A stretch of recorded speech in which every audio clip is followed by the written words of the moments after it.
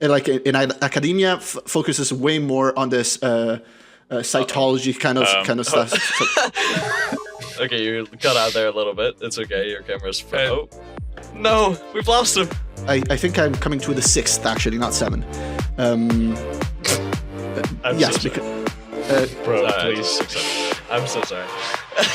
I'm so sorry.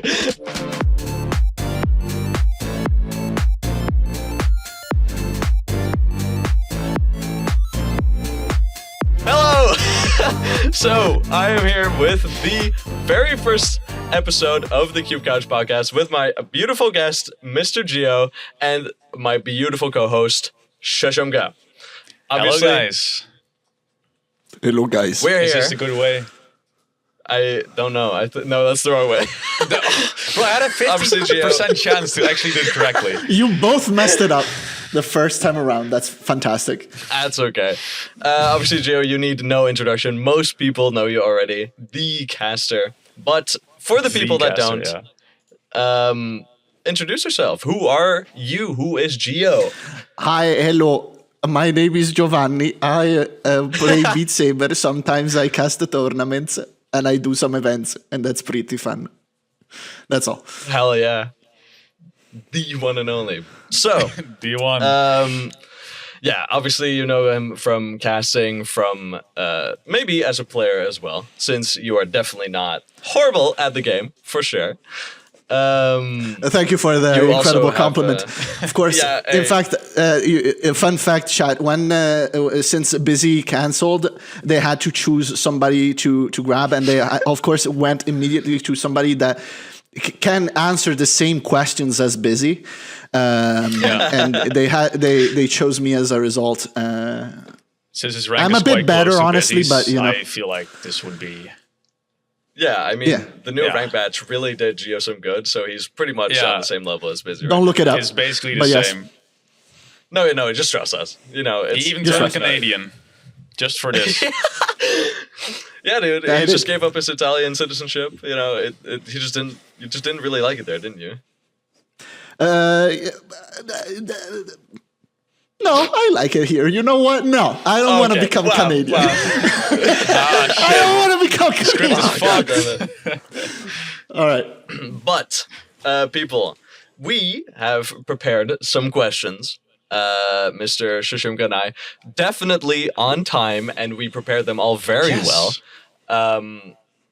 But we have a little surprise that we haven't told anyone yet. We And we're have never going to ripped tell off you. Jeopardy. Yeah. So if we can switch to the overlay for the Jeopardy board. There it is. So we have the questions prepared, and Mr. Gio right here for us is going to choose which question he would like to answer. And the first one will be... Why'd you switch? Okay. All right. So I got to choose between normal, funny, serious, and normal. Yes, the we do have four two genders. normal ones. Yes, the 4 genders. Yep. Yeah, which one are you choosing? You know what? For the very obscure people among us, yes, there are 2 normal categories because we feel like normal questions are the most common. So we want to have more normal questions.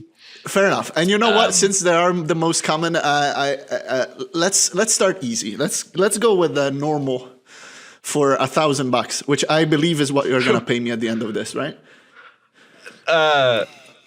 Maybe like yen. Yeah, sure. Sick. We haven't said what currency, but sure. Yeah, exactly. Yeah, Vietnamese dong you'll get. Yeah. Absolutely. Okay, then do you also want to pick the which specific one? Yes, top left. Top left. Top left. All right. A1. All right. Let's reveal. Okay, so very simple question indeed it was. Who is your favorite Beat Saber player? Indeed. Perfect. Oh, There it is. Let's go. There we go. Let's go. Okay, Oh who my is your goodness favorite gracious. Beat Saber player? The It is a glory. very simple question Fantastic. and Beat Saber related. Very simple question. Well, it is a very simple question, and in fact, for me, it's a very simple answer. My favorite player of all time, without a shadow of a doubt, is Kira. I am the number Interesting. 1 Kira fan. That's if, fair. Okay. If there are 1,000 Kira fans, I'm one of them. If there's one Kira fan, I'm him. If there's no Kira fan, it means I'm dead because I'm always there for Kira. Okay, and why? Because well- I mean, Why is Kira that? obviously he's a great player. Yeah. But is that the only thing? Okay, so it's complicated. It's a bit of a. I'm not immune to aura, you know. Okay. I'm not immune to that, and Kira is one of those players that has always been very low key. He much like another one of my favorite players of all time, which is Pandita. Very rarely is engaged in the community, and as somebody who's the complete opposite. Both in terms of skills and amount of engagement with the community. I find that so aura. Because like, if I were as good as Kira, you would never stop hearing from me, you know? I would be the least humble front player and center ever. the whole time. Yes, I would be so fucking Ego annoying. through the fucking roof. Dude, yes. look at me, dude. Like, bro. I'm exactly like you would never hear the end of me, and I understand that would be very annoying. And Kira is the exact opposite. Kira does not speak in the questions about what like fun facts about himself in during the World Cup. Last year, for example, he just whips out, "Oh yeah, I'm like a great long distance runner." That's fucking cool. Why did I not know about that? That is pretty cool. He's really like cool, actually. a goated long distance runner. And on top of that, to be fair, we do know nothing about that guy. He is genuinely No, just yeah, like I've he never just even shows heard up him, to like- do his job and he's gone. he just comes in, Very sets up efficient. some of the most bullshit at mid speed and tech scores of Yeah. all time. Always competing, never on the scores that he competes in. He doesn't compete with the people at his level. He competes with number ones. Always, he's up there in the leaderboards that he hits. He's number one on it, and then he disappears. And the level of absolute dominance that he has on some of those things. And on top of that, being on one of the best tournament players that this game has ever seen for years now, manages to disappear for a whole year. Nobody knows if he's coming back ever, and then It's comes true, back for actually, World he Cup, did. destroys everything, goes back again. I don't know. I'm just. It's not that I like Kira as a player. It's that I'm a fangirl for Kira. Really, I'm. You love the mystery. Yeah, it's the you love his mysticism behind mysterious him that aura, I just yeah. I love. Yeah, your favorite players Honestly, are I can more vouch for that, act-based yeah. players. Yeah. Yeah, both my Sure, yeah, my Pandita favorite and players. Kira, Ack. Although one of, interesting. if I had to choose another one of my favorite players right now, especially, but in general, would be Sony, and that's completely the opposite. Another player who's not necessarily low key, but maybe not as super active in the international community as much as he is in the challenge I community. personally never heard of him. So, Yeah, You don't know So like Sony? that. You guys don't know who Sony is? don't. That's crazy. What, Well, Yeah, go look Yeah, look so at. like- He was number one on Beat Leader for a while before the. how Yeah, have I because- not heard of him? No, Wait, what? I actually looked at one of his scores the other day, like a few months ago, and I was like, "Whoa, this is like a crazy fucking BPM rating." And then I saw the headset, fucking CV1. Yeah, he's that's correct. what? He's the That's correct. Is he playing on He's what, the 45 hertz or something? Like, hello? he's the best linear high speed player Yeah. that Oh this my game God. has ever seen. Oh! It's the kind of him. Oh, or whatever they. What? Yeah. and Oh, the because I shit that he remember. pulls is nonsensical. No, it's And It's insane. I truly believe that when he was number one on Beat Leader, a bunch of people were like complaining because he was like, oh, he's like abusing modifiers, but like. Yeah, doing stuff that nobody is even remotely close Yeah. to do. Like, No. Sony is the kind of guy that will set a linear speed score that Bitesy will comment with like this is bullshit. This is not possible. You know, Yeah. it's like it's the kind of that's- player that will blow Bytes's mind on linear 'Cause speed. I think I remember he one of the first to even pass and then also do really well on the dive to the heart Super map fast song. on super fast. Yeah, super fast. Wow. I remember that play, and I didn't know that was Sony. That's actually insane because I remember looking at that with a wide mouth open the entire time. I was To just this- like, to this "Excuse day, me?" It's nonsensical. He truly the best linear high speed player that I know. Because the thing is, people say that it's modifier abuse, right? In my opinion, sure, you can call it modifier abuse, but it's not a bad thing. The same thing as like linear abuse. I wouldn't necessarily, or like linear slap, I wouldn't necessarily call that a bad thing. Because if you're that good at it, sure, then why not gain from it? Because that's just what I you're agree. good at. Everybody it's still who's impressive that you do what you do.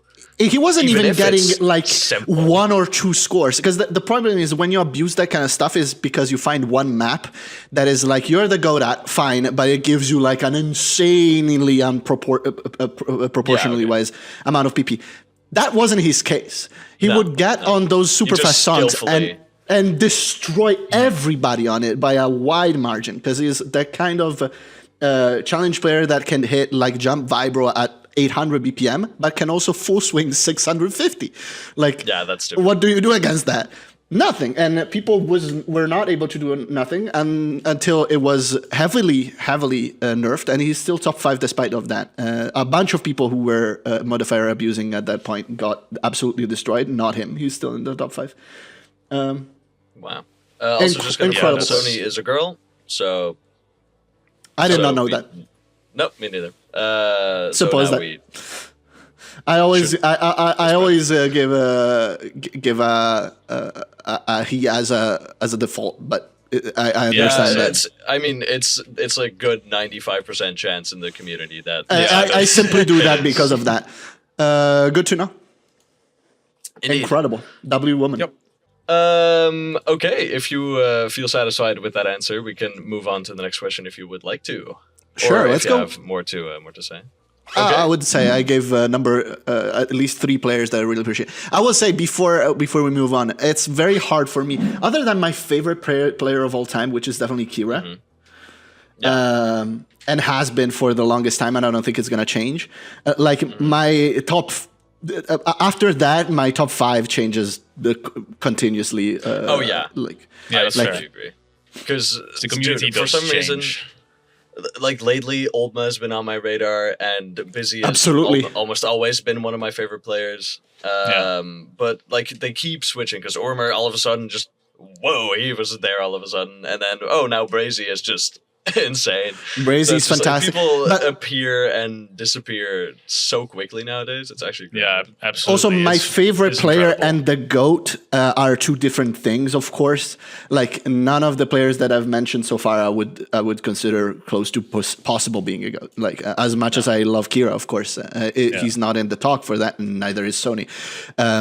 But, like, for example, lately, a player that I've always admired so much and has been one of my favorites in general is Tornado, for example. I don't think he's Yes. Wow, in the, you really agree. Yeah, I really agree as well. Both me and Shashimka always glaze Tornado, dude. He's awesome. very easy to His glaze streams are guy. very entertaining. Like Yeah, if it is if easy this to glaze. podcast was about glazing players, I think I'm like the professional player glazer. Yeah, you are. I could You glaze are. so many people the whole time. Like I love this game and I love the people playing that. Like they 'cause- entertain me yeah. to no end. It's really funny you say you are, Shashimka, because I know exactly what you're referencing. Because always when you gas, you glaze the fuck out of Ormer. And I think that's exactly why. Yeah, you said because that, Ormer, Shashimka. on top of being possibly the GOAT, I'll say that. Okay, Because to this day, contender. Matt is a contender to the GOAT. On top of that, he's also one of my favorite players, which doesn't happen often. Because Ormer just simply does some things that, from an entertainment point of view, I watch whatever the fuck he comes out with. I'm floored completely. I cannot speak for like 20 minutes after. On a whole other level compared to everybody else, in a way that reminds me of Tai Chi in his prime. Like when he sets back, at this point he hasn't done this in a little bit because he stopped playing actively, but Ormer would set a score that would be number one by 0.6%. Okay, you don't get this in 2024, 2025. That is true. He is like astronomically ahead of his time. Yeah, that is very true. So was Tai Chi at his time, indeed. It is comparable, I'd say, to Tai Chi's prime. So it was for Silent Bang's prime, I would say. Silent Bang hell was yeah. hell yeah. He was Absolutely. like the first linear. Well, mostly that's linear. where, He could also do more non-linear. That's where it but- started, the linear stuff. Yeah. Yeah, I agree. He set the grounds for the modern. I'd say the Silent Bang was the first modern, as we see it now, player.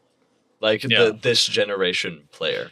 He's the one that really set apart the fact that you could get, and that's not only on him. It's really mostly on the fact that Score Saber also changed how they would calculate PP and move away from high stars necessarily. But Silent Bang showed us on that new Score Saber that you could get to number one by being a specialized player rather than a necessarily a can do anything player like Seret was, because Seret could do anything. He was that kind of incredible player, and so was Tai Chi at his time. Cooling even like before our times even, but Foreverborn. yeah, and then controversially, Silent Bang came out and showed us that he could not really do tech much at all, and in that, like compared to a number one player, compared to me, he was the goat of tech. It doesn't matter. And So like in his rank range, like in his skill range, then. Yeah, there were other people in the top 10 that could do tech way better than him, but he was so goated at what he was able to do that his scores he would be able to just win with that.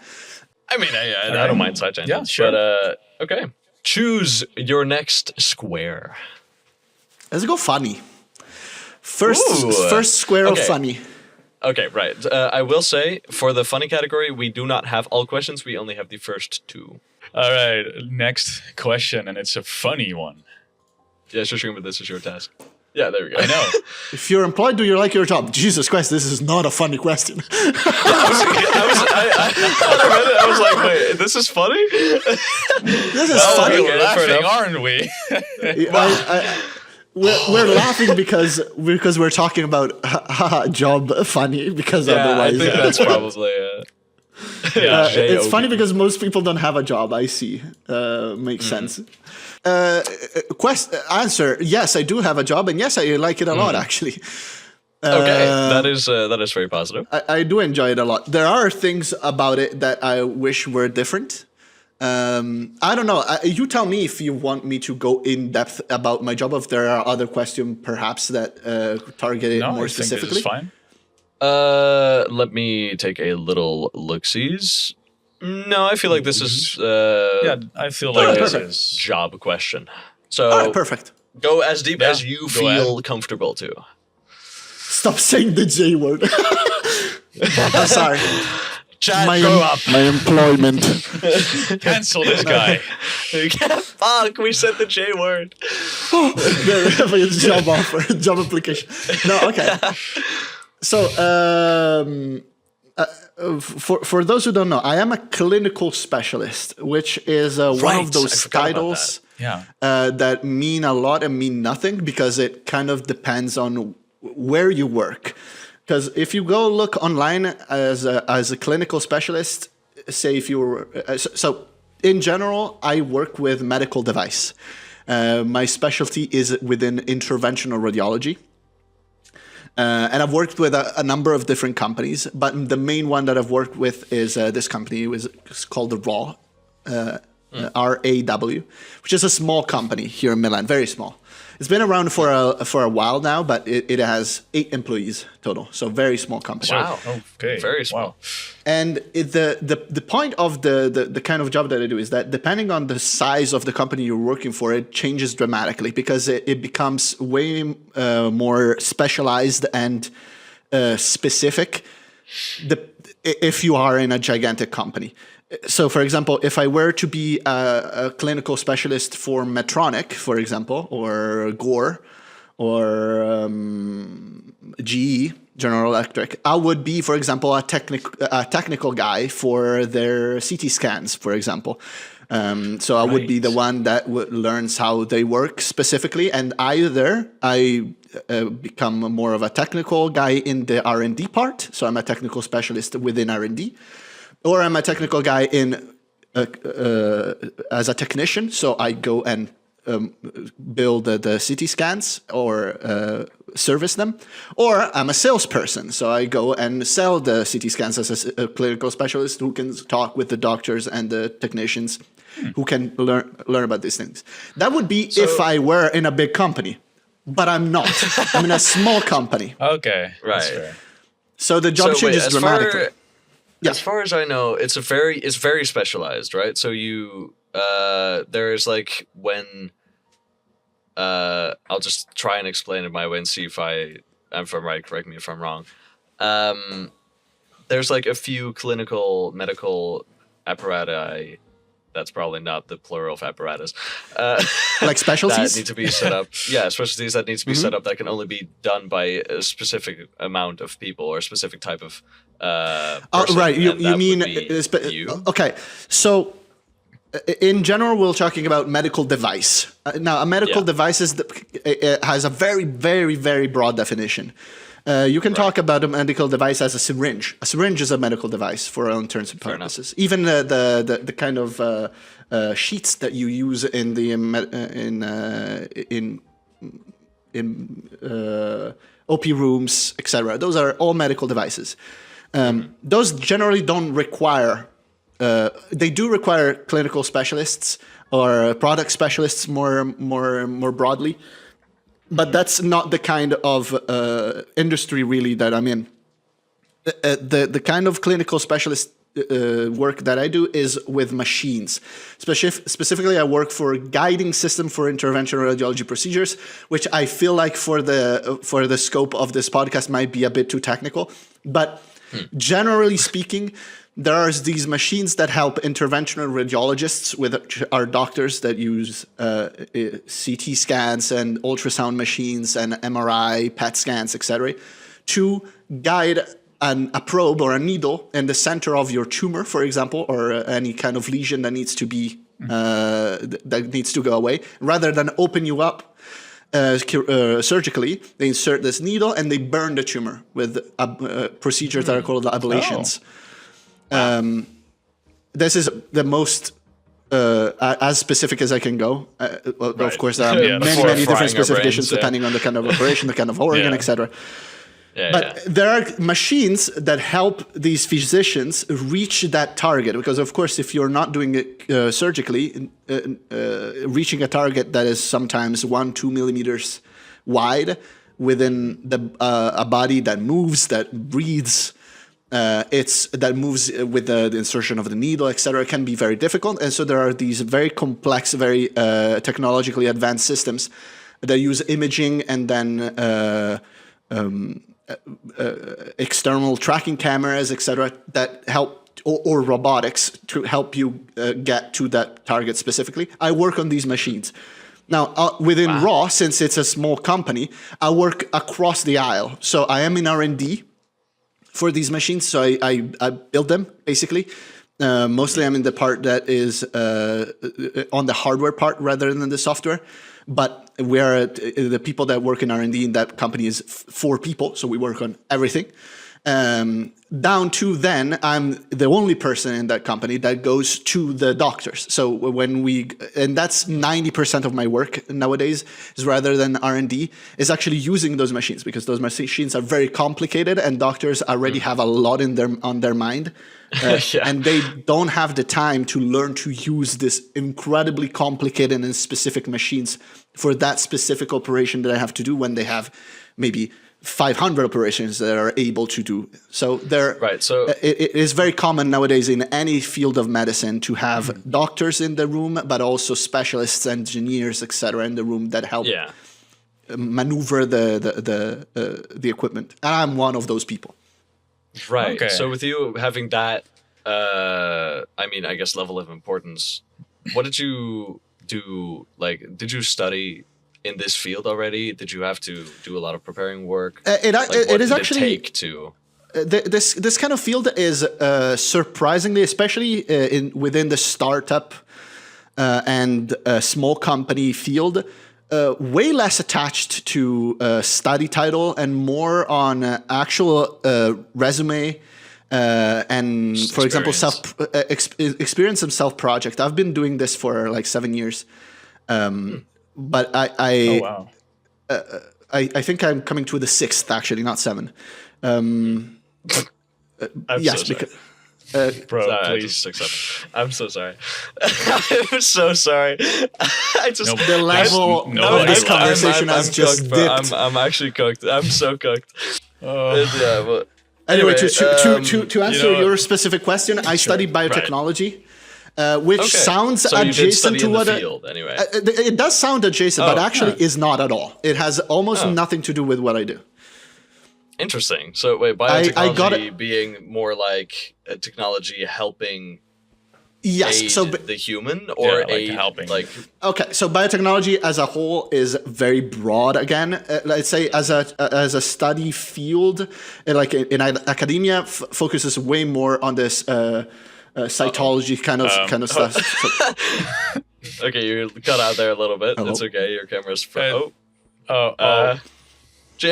Well, no, we've lost him. You joined back the VOD Ninja. Oh, there we go. It's okay. As if nothing ever was happened. never gone. He was never gone. I live in the middle of nowhere, like actually middle of nowhere. So I have Starlink, which is the only way I have to connect to the internet. That's actually cool.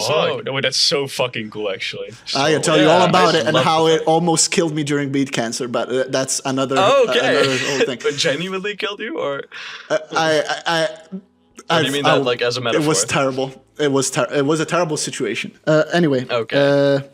Biotechnology is way more within the cytology kind of stuff. So studies of biology in the sense of structural. If you go into medicine, it's more like tissue, cells, stuff like this, rather than generalizing that much. There is then biomedical engineering, for example, that goes more into that kind of stuff. You can do it as a PhD, of course, as a master's degree, etc. But for the sake of my studies, I studied biotechnology. And that really just got me into the door, because I started working with some people on a bioreactor, which sounds very fancy, but it's simply that sounds like a bomb. It does sound very fancy. So you were basically making an atom bomb. I was making biological weapons. Yes, no, it is a thing where you grow tissue. Now I know who to hit up. There's a thing where you grow tissue. It was used for all kinds of stem cell research, but through that I knew the correct people that were working on this interventional radiology machine that had VR attached to it, by the way, and augmented reality. Wow. That interested me a lot, and knowing the right people, I just got into it. They liked how I worked, and at this point, I've been here for a long time. Is that also maybe partly the reason that you got into VR, since that's actually the other way around? Really? Oh, okay. Wow. Okay, fair enough. Wait, so okay. So wait, how long ago was that study? That was from the sound of it like 7 years ago. No. It's sooner than that. I'm going to the 6th now. So it was 2020. Yeah. Okay. 2020 was when I got this first job with this bioreactor, which was through a university research program. And I got together with mainly my boss at the time, which is not my boss anymore, which basically was managing a lot of different projects within this like startup holding, it's called, which is basically a CEO that manages a lot of startups and then decides which ones to bring to market and try to expand. And I got really into working with this guy who, on top of being my boss at the time, was kind of my mentor. He kind of taught me how to work, because this was my first job, by the way, out of university. And as soon as he realized that I really didn't care much about the project, about the bioreactor, and I really didn't, it was a very entry-level job managing mostly inventory. It had very little R&D and very little research on my part, because the research involved was way out of my league. So he just grabbed me and moved me to another one of these companies. At the time, during 2020, since I had this first job, I managed to save a bit of money to buy a headset, and I bought Beat Saber.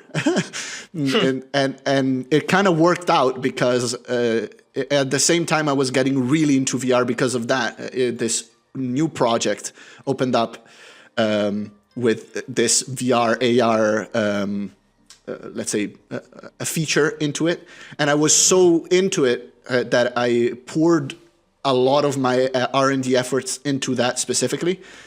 And at the time, that really helped, because that made me very essential in the company at that time. And at this point, I'm the most senior person that they have. Wow. It's, this in this case, Beat Saber and my work have been very related from the get-go. That's genuinely really cool, because you are probably one of the very few people who can say that Beat Saber and VR actually interlinks with their job. They kind of gave me my job. Genuinely. Maybe like the only other job that can happen is like game development, if you make VR games and that kind of stuff. But or mapper, because let's not forget there are some people working at Beat Games today that started as mappers for the community, and now they do it full time. Wow, true. I think Ultrawin, E10. Yeah, E10. So that's why the maps all suck. No, I do know, maybe a little bit inside information, that Null Animations actually also has applied, and is now currently trying to also be an official mapper, which would be huge, because he's actually that would be cool. A modern mapper. Yeah, and I think they're opening up in general. I have a theory about that announcement, actually, about the new thing. I think they're trying to...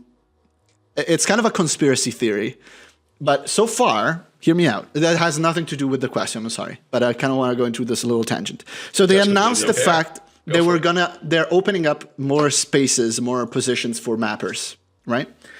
So far, the people that have been taken in as mappers for Beat Saber have gone to Prague, working for Beat Games, right? So they're there in the office, and they work for some of them, I'm sure, work remotely only, but basically they're employed by Beat Games. So which means that they're employed by Meta.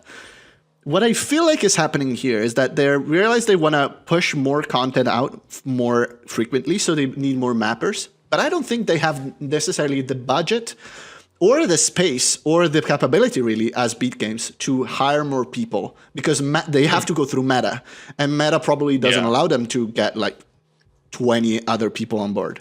So instead, they mentioned this in the video, they're working through a secondary company.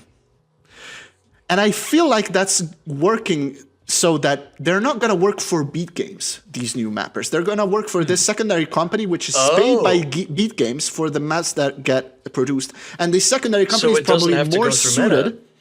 Yes, and the secondary company is probably more suited well, they still have to go through Meta to pay the company, but it can be like a one-to-one entity kind of connection rather than employment, which is way more complicated. And more importantly, the secondary company can be set up so that they don't require people to move there, because of course mappers can do their job perfectly fine at their home, which also could probably mean that they get paid way less.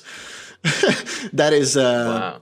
a kind of a gig economy kind of situation over here. That might be a conspiracy theory. There are upsides to it, because it means that this secondary company can probably afford to acquire a lot more mappers, but in turn not allow them to do mapping as a full-time job, which is what mappers for beat games do so far. I don't think that's going to happen. I might be wrong. That is a complete theory. Fair Yeah, enough. so- But in that scenario, oh yeah, actually, no, you go ahead. Yeah, so I feel like since Beat Saber is probably the most sold game on like the Meta store, I'm not sure if Meta is like the bottleneck here to bring more people in. It is. Since I have a lot of stuff that I cannot talk about. But it is 100% the issue.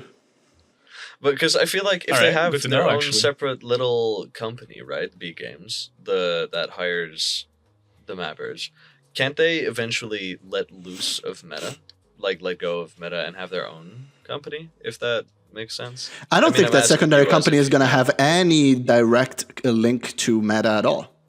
No, but I feel Oh. like if that's fair. But wouldn't it be then also a smart choice to let go of Meta entirely, to have their own thing? Well, I'm not sure. who are you going to sell it to? There, your talent is a bunch of Beat Saber I mean, I suppose mappers. Steam, I suppose. No, because you would Like so- you can do another company I and think start Meta's fucking do pizzas if you want, but you have a bunch of Beat Saber mappers. As if Yeah, you want to okay, sure. sell Yeah. maps to Beat Saber, you're gonna have to go through Meta, because they are the ones who own it. That's fair. Yeah, Yeah, that makes sense. Meta is a big like sign for people to like, hey, here you can like buy Beat Saber. That's true. Like, if it you is go to like basically just marketing. xiaohingxing.com or something and sell it there, like nobody's gonna see it. Yeah, that make sense? that's true. Yeah, that does make sense. Okay, that does explain further. But to go not into further tangents, we will move on to the next question. I feel like we've All right. talked Yeah, I enough feel like we've, about. This Unless was you, the funny like, question, by the say way. more. I'm very sorry. Yeah, that was so funny. Yeah, honestly. Dude, that was hilarious, man. No, but Yeah. side tangents aside, even the funny questions can spawn very they serious can be still be questions. interesting. Yeah. Yeah, For sure. but okay. Pick another block. Square, I mean, we whatever. gotta go serious at this point, right? Oh, you're just going. Okay, yeah, fair enough. Yeah. Sure, Let's do it. go for it. Which Serious one. Sorry, Which one? I forgot to ask. Which First one. I'm First an one. orderly, Right, here it is. orderly, Very, tidy very person. order. What does casting feel like, and why did you start casting? Holy shit! And it's not serious. It's difficult. I mean, The often second- goes hand in hand. The second part is easy. Why did I start casting? Okay, I started start there, casting in early 2021. My first tournament casted was Winter Cube Community Winter Tournament, which doesn't happen anymore. That's pretty. Oh, big, I missed that right? shit so much. I feel Yeah, like that that was- was at the time. That was quite big. That was basically like at the size was of big. BSL at the time. The kind of onboarding of casters has become more Wait, so before you more even slow. start, how did you? Was there any like bar, or was that? How did that even happen? I was getting into it. So basically, Okay. I started interacting more with the Beat Saber community in early 2021, because even though I've been playing since around, I believe, August 2020, I played standalone for quite a long time because I didn't have a computer, and I Makes sense. did not really care to mod the game at first. Mostly because I was not good enough to pass all of the maps that were there, and so I thought, why modding if I'm still not there yet? But by the end of 2020, I started interacting with the community more, got a computer, started modding. Actually, before even getting a computer, I started modding the game on standalone. And I got really friends with Cosmos. Who do you remember Cosmos from a Cube community? Ooh, I think I've heard of the name. I've heard of the name, but I don't. Cosmos. I haven't even heard of it. She's awesome. She's still, I think, signed as Cube Commander in Cube Community, but at the time was way more active. And she is one of the founders of, or one of the standing members of Cube Community, and at the time was basically the community manager. And most importantly, she was dealing with all of the casting for the tournaments, including World Cup. And I got friends with her on CC. We started actually exchanging music because at the time Cosmos, not music from others. With she's a musician and a producer, and I'm a drummer. And we would start and I sing. So we would start exchanging stuff. And she told me at the time that she liked my voice, and that and on top of that, at the time I was also doing voiceover work in Italian, so not in English at all. But I was working with some YouTube channels that would do voiceover reviews of video games, and they didn't have anybody basically willing to do voiceovers for it. And through that, she said basically, would you be interested in doing casting? I'm like, sure, that sounds very fun. I tried it the first time with Winter Tournament. At the time, you hear how this is insane for today's standard. Like nowadays. Fair, actually, I'll get into that later, but I have some. Okay, yeah, I'll tell you that later. But the second tournament that I've ever casted was World Cup. Right after Winter Tournament. So was mine, because of you. Yeah, I remember that. I still want to credit you for that. Yeah, exactly. But okay. You did a wonderful job on your first tournament. Yep, thank you. Unfortunately, World Cup was disgraceful. No, I'm not joking. Fuck, I knew it.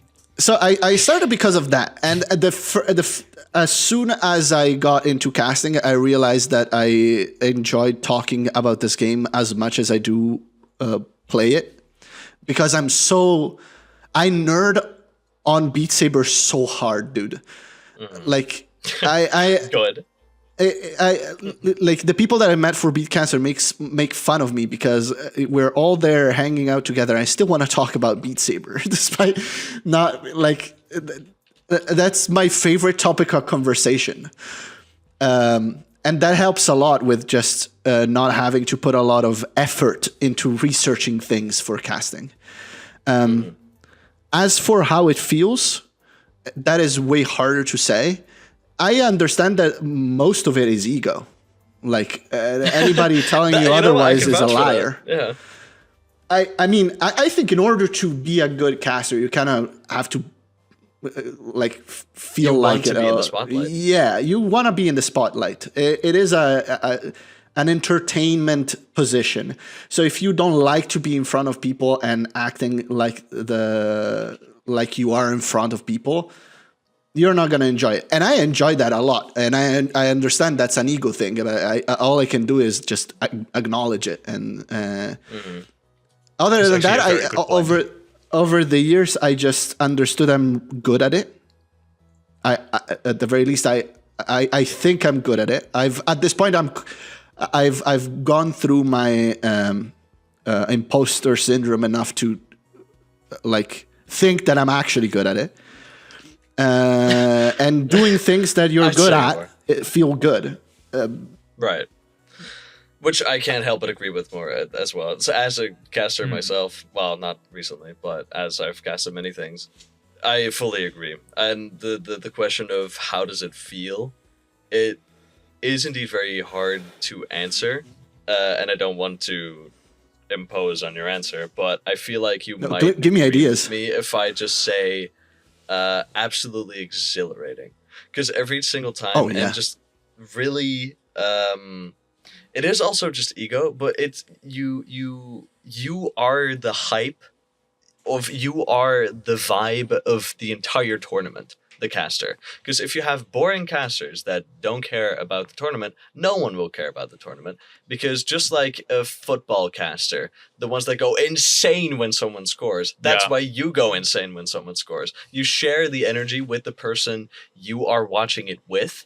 And the casters are the people you are watching the tournament with. Everything is more fun to watch when you're watching with someone else who shares the same excitement as you do. And I'll tell you what, there are some people that enjoy casting, not doing casting. I mean, enjoy casters. And there are some people that don't. And I think that's perfectly fine. Like, that's also fair. There are a lot of people that I know that would not want that they watched maybe the stream and they, not even of Beat Saber, but whatever other esport or sport they watch, and they really truly do not care what the casters are saying or the voiceover. They just want to see the match or the gameplay that they're watching, and that's what interests them. And I totally understand that, but there is 100% another kind of person that is so much more entertained having people to not engage with directly, because that's rare with casting. We can do it because our audience are so small, but just have somebody voice their own excitement for them. And on top of that, provide some technical commentary that for Beat Saber has its own value, and considering the expertise of our average viewer is probably not as important as we make it out to be, even though we put a lot of effort into trying to be as technically proficient as we can and have the good informations about.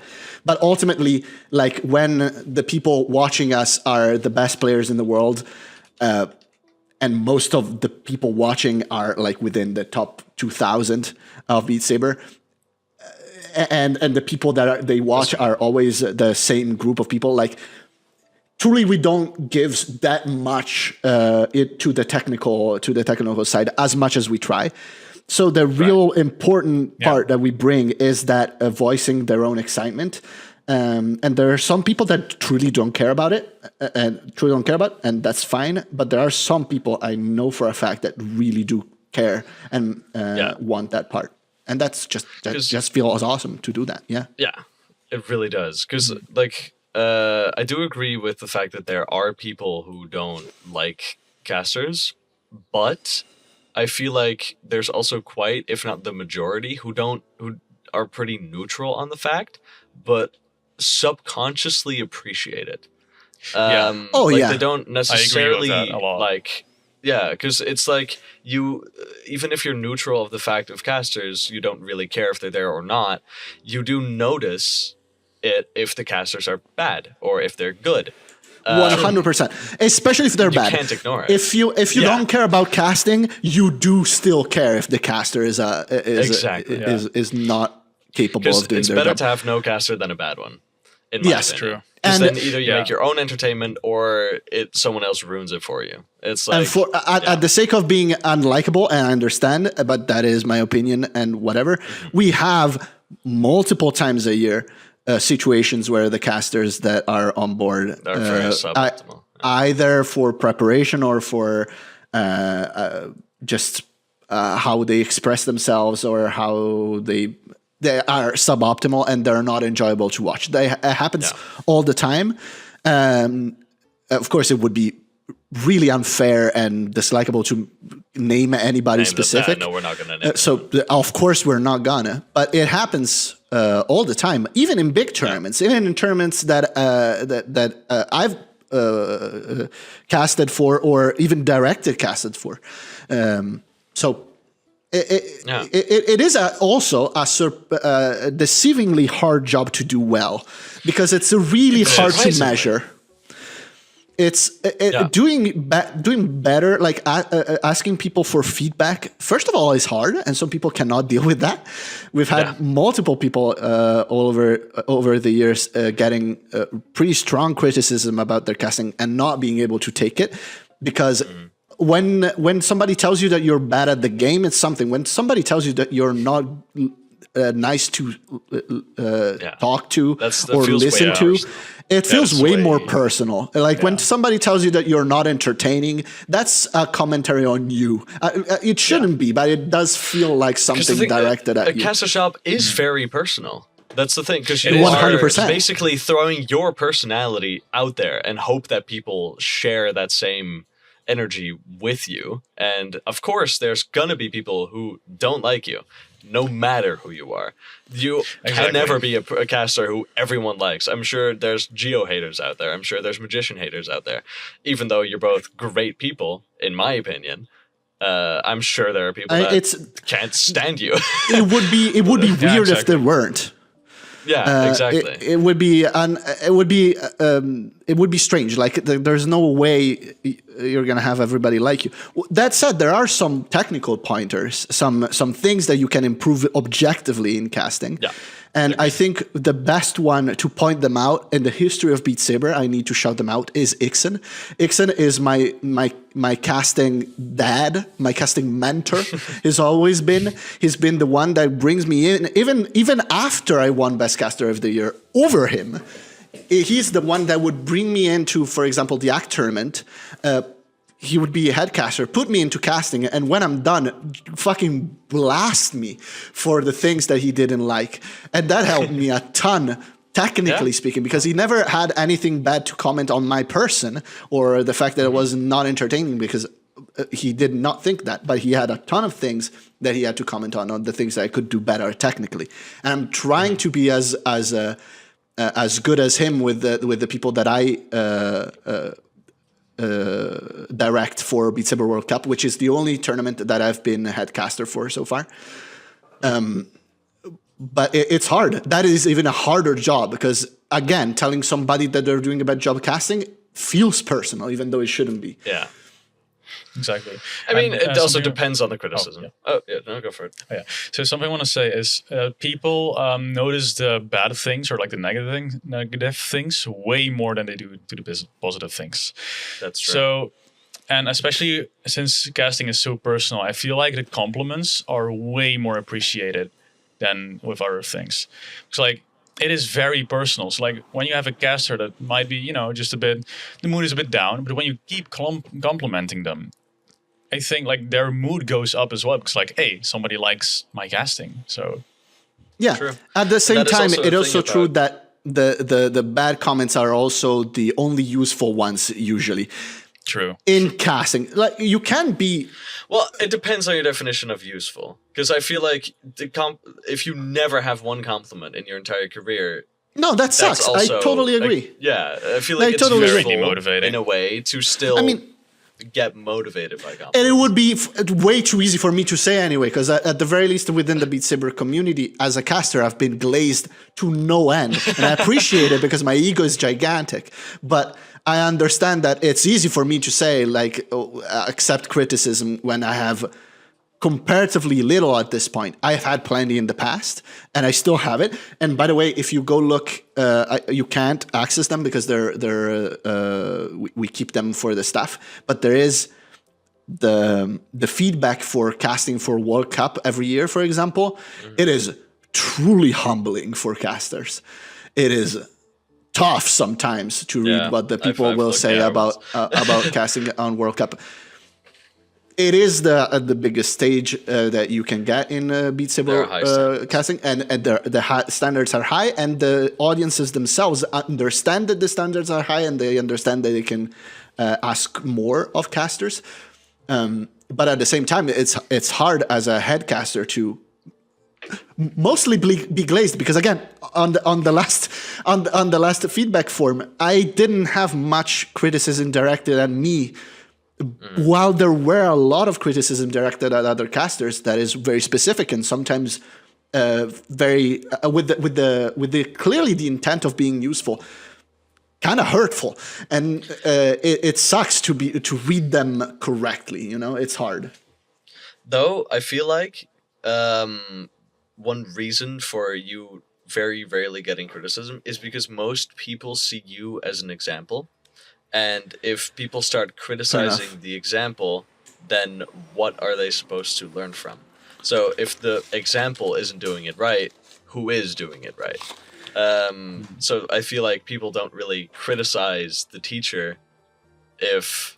Fair that enough. depends. Some people criticize Although the teacher. you know what, you know who does better than anybody else? Other casters. The best and most stern and good criticism that I had this year in World Cup was from other casters. Not even specifically about my casting, but my idea of what casting should be like. At the beginning of World Cup this year, it's something that it didn't come out because it was within the caster chat. But I was very particular that I wanted to improve a metric of feedback that we had from last year, because we were rated really high last year in terms of likability and entertainment. Wait, last year's World Cup? Yes, 2024. We were rated pretty high in terms of entertainment part as casters, but we were quite lacking in the preparation part of it. As not necessarily as objectively, but as we were perceived. Now, of course, that is also the easiest part for players to criticize, because they're gonna watch their own country play. And you know, if I have to comment on Team Denmark, I'm gonna be able to research it as much as I want, but I'm not gonna know it as much as Team Denmark themselves. And so that kind of level of that standard is unmeetable, and that's very easy to notice and to criticize. So that part of it, but also because objectively there were some cases where we turned out not to be super prepared. So this year we went all in with it. We had a new website with notes taking that were shared. We had forms that were auto-filled into this website. We had a bunch of different things. We made like study groups that would rotate weekly to write down basically essays on players and teams. Like, it was really, really, really pushing into that direction. And on top of that, I had also other ideas on how a professional World Cup casting should have been. So with way less interaction with chat, etc. To a point where my casters, I won't say the name specifically because I don't know if they would appreciate it, but in my opinion, this is a shout out. Like, I really appreciated that at the time.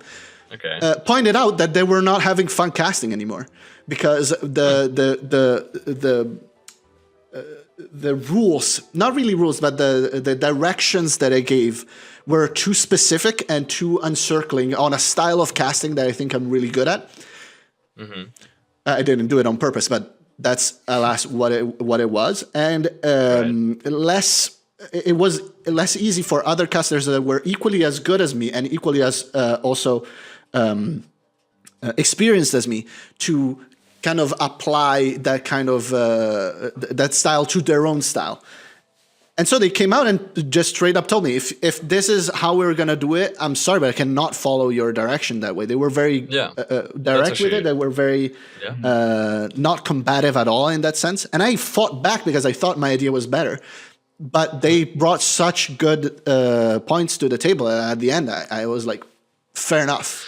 Because I do partly agree with that, their statement, actually, with like, casting is still supposed to be fun. Because that's the whole reason I got into casting, is not just because of the spotlight, but just because I could then have people enjoy it with me. And if there's too many rules, too many things, and too little interactions with the people you are watching with, I feel like the fun does kind of just like deplete if that's the way you want to cast. Absolutely. And it also there is depends. There is a measure there to achieve, because I'm also not of the idea still that casting can be treated as a total leisure thing, because otherwise they're not going to go anywhere. It is a job. There are things that you have to do. There are things that you cannot do, and there are things, and those are very different. If you're just talking into a podcast, for example, you can go some places that you should not go when you're casting. You should focus way more on some things and others. It's not an organic conversation. It is commentary. It is it is casting. You know, it's is. not Yeah. it's not discussing. It's not talking. It is its own thing, yeah. Because I find it very surprising you found the Beat Saber World Cup of 2024, was it? Or did you mean, 2024. I found that a especially lacking year, personally, for the casters. I am not sure... Yeah. My definition of a caster is partially a hype man. It's the person who should lift up the spirits, really like crash out and have energy when cool stuff happens, and just make everything look cool. Because personally, that's how I've always viewed the most fun streams. It's when people go crazy, when people absolutely go wild when something cool happens, and when something really cool happens, and the casters go like, "Wow, that was awesome." Right. I'm just like, it's just, sure, they can be really informative, or they can be really accurate in their information, or they can be really good casters, but if they don't have that energy, I just don't see the fun in like the tournament. It should be hype. Fair enough. And that's why personally Ixen is not personally one of my favorites at all, because he's very calm. He is super accurate in his information, and he's a really good caster. He has great things to say, but he's not the energy guy, you know, that hear me I personally would. That's fair enough. Like, I agree.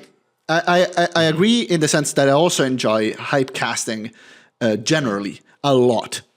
I will tell you this though. There are two things that changed in 2024 more than even the previous years that I think was hard for hype casting in general. First off, we saw a tremendous decrease in the activity of the best hype caster of all time, which is Magician. fair. Yeah, that's true. Not a soul on earth has ever been so hype about Beat Saber casting as Magician was. His inherent ability to just turn anything that is even slightly cool to the coolest thing that has ever happened in the world is purely magic and Magician. And that is not something that I have any idea how to teach. I'm a decent hype caster. I'm nowhere near as good as Magician. I've always tried to compensate that lacking with more technical and preparation knowledge. That's something that you cannot teach. And when we lost Magician, and we haven't really lost him because he still cast World Cups. He has cast the World Cup in 2025. He's not dead. Yeah. But he is less active. He's less and less active as time goes on. And that's a huge hit. That said, I would wager that the reason why we got such good scores that year is because if you ask the people, even in chat right now, or in general the Beat Saber community, their favorite casters of all time, we're gonna have a few different names pop up. There's gonna be Magician, it's gonna be Adam, it's gonna be myself, but one of the few that comes out a ton, even though he casted so little compared to everybody else, is Rocker. Rocker. Wow, that's true. Wow, yeah. Oh, I haven't heard about it. I completely forgot he did. Yeah, you're right. Rocker was the perfect color caster.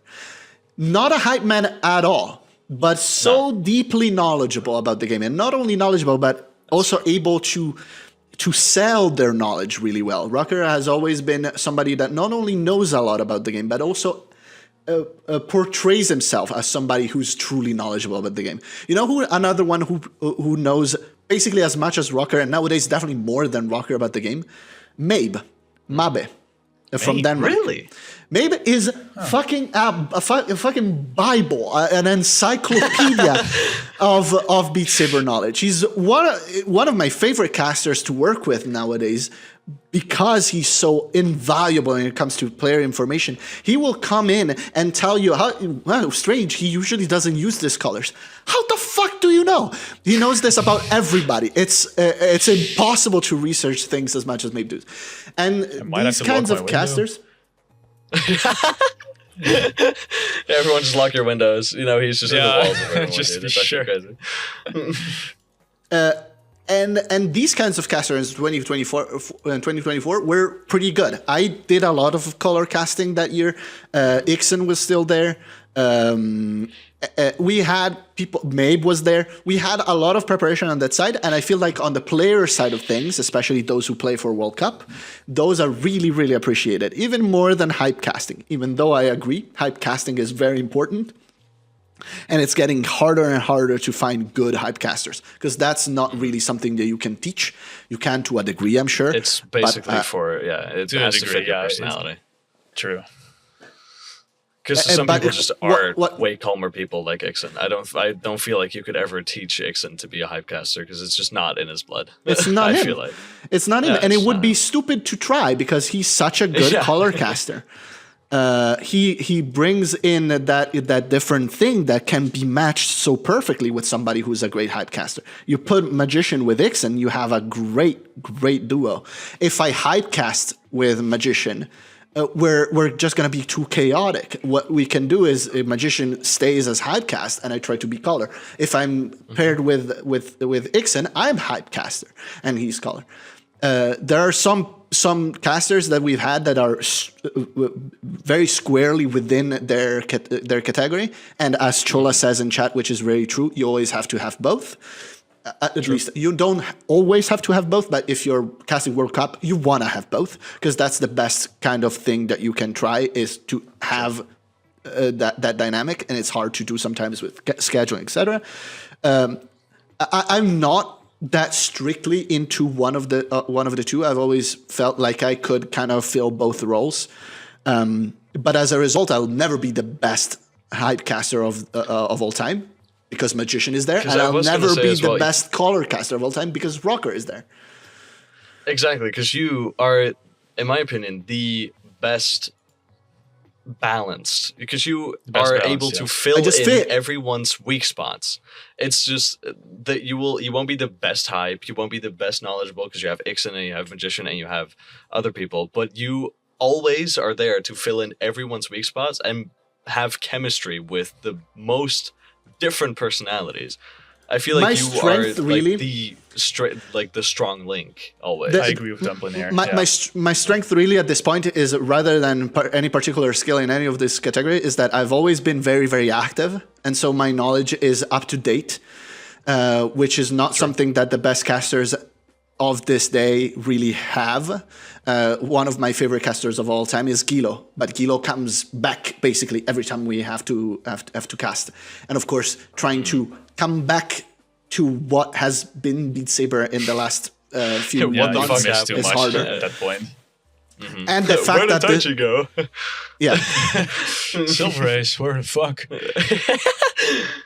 Uh, No. and despite being a better player than me, for example, that has nothing to do with skill necessarily. It's just being up to date. And the second thing is sheer experience. I simply casted more than anybody else at this point. That's true. Out of sheer numbers, that is certainly true at this point. So Yeah, absolutely. Yeah, that's just objectively true. You can see you absolutely everywhere. Which Yeah. made Adam, for example, in 2024, in my opinion, was my vote for best caster last year, because he was so in it.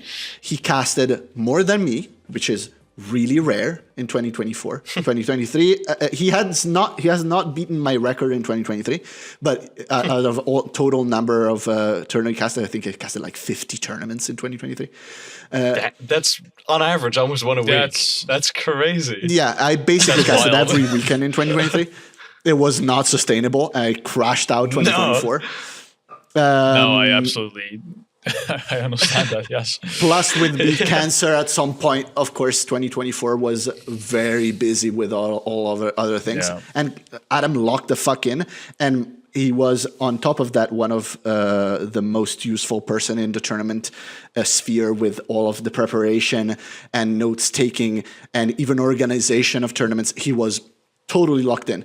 And I straight up in 2024, I robbed him of best caster simply because it's a popularity contest, and I had BeatCancer in 2024, so that blew me out of the water. But that was a Yeah. rob. In my heart, Adam was best caster 2024.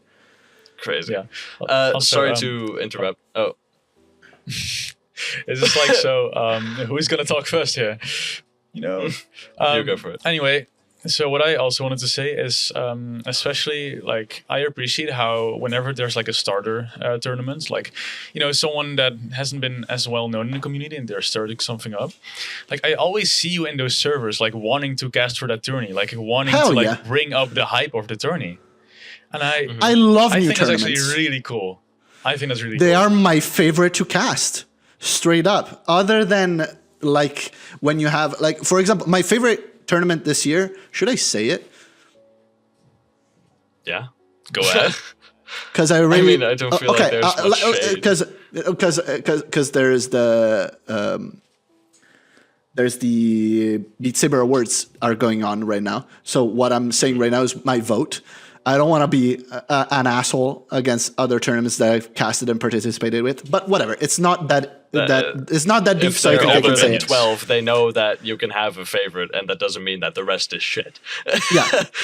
My favorite Exactly. tournament this year was not a new tournament because it happened before, but was a new idea, a new gimmick that worked really well. Was Poke Tournament. Poke Tournament was Yeah. so I knew you cool were this gonna year. say it. I knew it. Was I knew it. so Loved it. cool. It was Super fantastic. It had its problems and it had its limitations So does that every are inherent with a new idea. Matches were definitely too long. Oh, yeah. They went sometimes over 2.5 hours, which is Boy, truly would I too know. stressful. Dude, But- yeah, one of our matches lasted almost 3 hours. It was absolutely agonizing. But yeah, But- continue. Other tournaments like Saber Sisters, Beat Saber Parents Tournament is so cool every year. All of these smaller tournaments, especially when Yeah. they introduce some kind of gimmick of some kind, are such a breath of fresh air.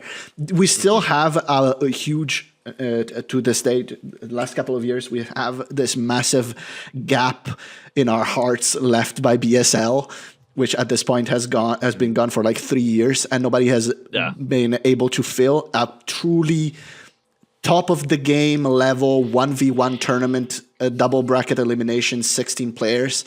That is something that is so simple and yet so stressful to organize to a decent degree of just competency. Because of course BSL was amazing. Even back then, it was the only tournament with a caster panel. We are trying to introduce now to World Cup in 2025. In 2025, we tried to introduce them. that's crazy. It wasn't necessarily great. BSL had it in 2022. That I still miss, and I think if a true BSL like successor comes along, I'm gonna be so happy. Same. And that's gonna be my favorite for that year. Yeah. But until that happens, those smaller tournaments made by new teams of organizers are such a breath of fresh air. I always want to be the first in the server. No. I'm going to That's have really to cool. cut off the conversation there because we are 1 hour and 20 minutes in and we have done 3 out of the 13 questions. So, Yeah, I was actually. We're not gonna I was do all of about them, to, right? like go like, how long were we doing this already for like the third question? yeah. Yeah, so, you- It might you be tell better me. to move on. Let me. The moment you say we've been running too long, you tell me it's a lightning rounds, and lightning I rounds. just answer quickly Nice. for all of them. No, for now, we still have more than enough time to go ahead Yeah. and deep dive in the questions, but maybe not as many side tangents as the first All right. few. But let's go back to Yeah. the board, and you can pick your next Exactly. one. And I have a small feeling of You which know I what? know you're gonna pick. Hit me with the normal top right. Whoa! Top right. Dude, that's crazy. Sorry, can I Alright, answer alright. Monty? Can I answer Monty? I Go wouldn't for it. I wouldn't consider it a tournament First, like read I the wouldn't. question for the audio. Sorry. listeners. Yeah. Would you all Okay. count? Would you all count EXS2? So the Extrasensory too. extrasensory, exactly. The introducing Vivify, etc. As that whole event. as a tournament, even though it wasn't standard format. I wouldn't BeatCancer for 2024, for example. It wasn't considered a tournament. Best thing ever? Yes. It's not a tournament at all. Extrasensory is so fucking cool. Because there was a winner and there were rounds. Oh, you're right. There was a tournament. Fuck, I completely forgot about that. Actually, shit, I don't know. It's just a really odd formatted tournament. It was a showcase, but there was a winner. And there were rounds. There was a badge. There were losers. Well, the beat leader badge, it doesn't matter. There was one for BeatCancer as well. And that definitely was not a tournament. All right. I don't know. Okay, it's too difficult. I don't know how to answer. Go to the question. Okay. Were you a naturally good player when you first started? Is that a busy question? Because I was just about to say that was definitely not a busy question. Because well, it still applies. You're a player. Okay. Here's the thing. What does good mean? Because at some point you're definitely good. All right. If you're busy, nobody's gonna tell you that you're not good. But good is relative. All right. Am I good? I'm top 500. I would say above. If you're above average. But that wasn't technically the question. Were you good when you first started? So when you picked up the game. Yeah. Fair enough. I would say were you, I'd say better than average. Okay. I would say no. It took me quite a while to get even just decent at Beat Saber. Like, I don't have a ton of hours because I've played a ton of years compared to most other people at this point, but I've always been working full time all of the years that I've been playing. So never at school or anything. So I don't have a lot of time to play. I must have considering a standalone, maybe 2,500 hours. Well, not a little amount. It's not little. I have quite a few hours. It is an amount. I think I might have something similar, actually. Yeah, I have 2,600 hours. Yeah, same around, but you're way better than me, you know? And I know Hammy, for example, talking about one player who got close to top 60 with 300 hours. That's stupid. Different breed. That's all I can say. It was very, very I did not believe it. I really did not believe it. But, so many people were saying it. I was like, did he really 300 hours? And you're almost you're surrounding the people with 3,000 hours. Yeah. No, I would say in general, I'm very standard. 300 hours was probably the first few months, half a year at most of playtime. Yeah. If you're consistently going for it. Absolutely. That is, dude, most of us were barely passing Ghost on hard. It's that's stupid. How are you? Yeah, there's a different level of talent. And I think it's usually pretty representative of where you end up peaking in your Beat Saber career. I'm basically peaking right now. I'm around mid 450 is probably where I end up being and never leave that. I think my peak was 412, but it was a few years ago at this point. Yeah, okay. But I got there with just sweat and tears. I was not the kind of player that just grows exponentially all of the sudden. And I have plenty of examples even in Italy of players that just at some point just pick up the game and just bloop. The next thing you know, you've been playing for years and they just demolish you in 5 months. Anyway. Yeah. See, this one was fast. Next question. Yeah, exactly. Next question is... All right. Are you going to keep the line going or are you going to be awesome? You know what? Give me the other funny. Whoa! Funny. Whoa! Out of the ordinary. All right, here it comes. So how important is it for you to be caster of the year again, and will you commit a crime if you aren't? Okay, so let me list the articles of the Geneva Convention I'm ready to forego for being best caster of the year again. Okay, no, I'll be totally honest with it. I would really like it. Especially because this year, unlike last year, I think I robbed Adam out of it. Okay, straight up. I was good last year. So Don't get me wrong. commit a crime. I did good casting. I directed World Cup, and some might say that what I did with BeatCancer was somewhat casting. Like it was like a show, in some sense that I put on it. And that was a lot of work, and I think it was some of the best work that I've ever done in my life, regardless of what kind of work we're talking about, like career-wise, whatever. It was some of the best things that I've ever done. I'm really happy about that. But if we're talking about tournament caster, which is what is written in the award, I think Adam deserves it more. This year, I think I deserve it again. Adam has not casted this Fair year. enough. That's just being honest, and I actually respect that. I Yeah, no, respect that. If you just- think just- you have delivered you the best did great. performance, like why not just say it?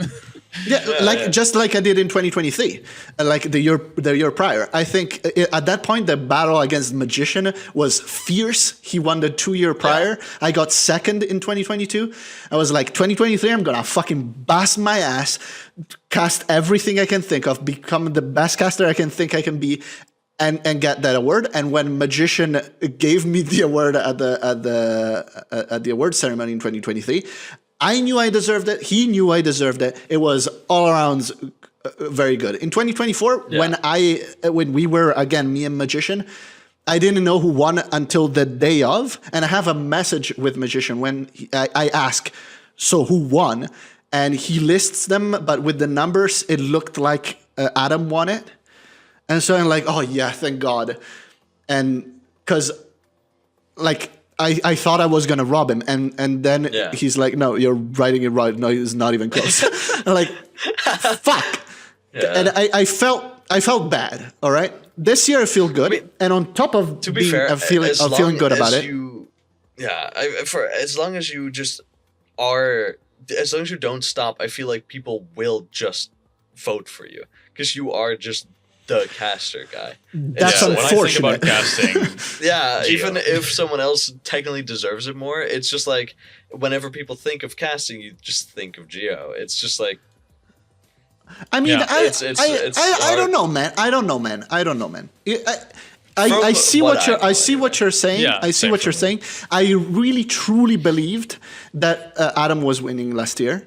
Despite everything, I truly did believe that Adam was winning, and in my opinion, because he was a better caster. And when I was a better caster than Magician, I won against Magician, despite him being at the time the but caster. I feel like that was also a very public rivalry. This was more like a private rivalry. Like you just wanted him to win, if it even was a rivalry. There was more just like there you was a wanted him to rivalry. win.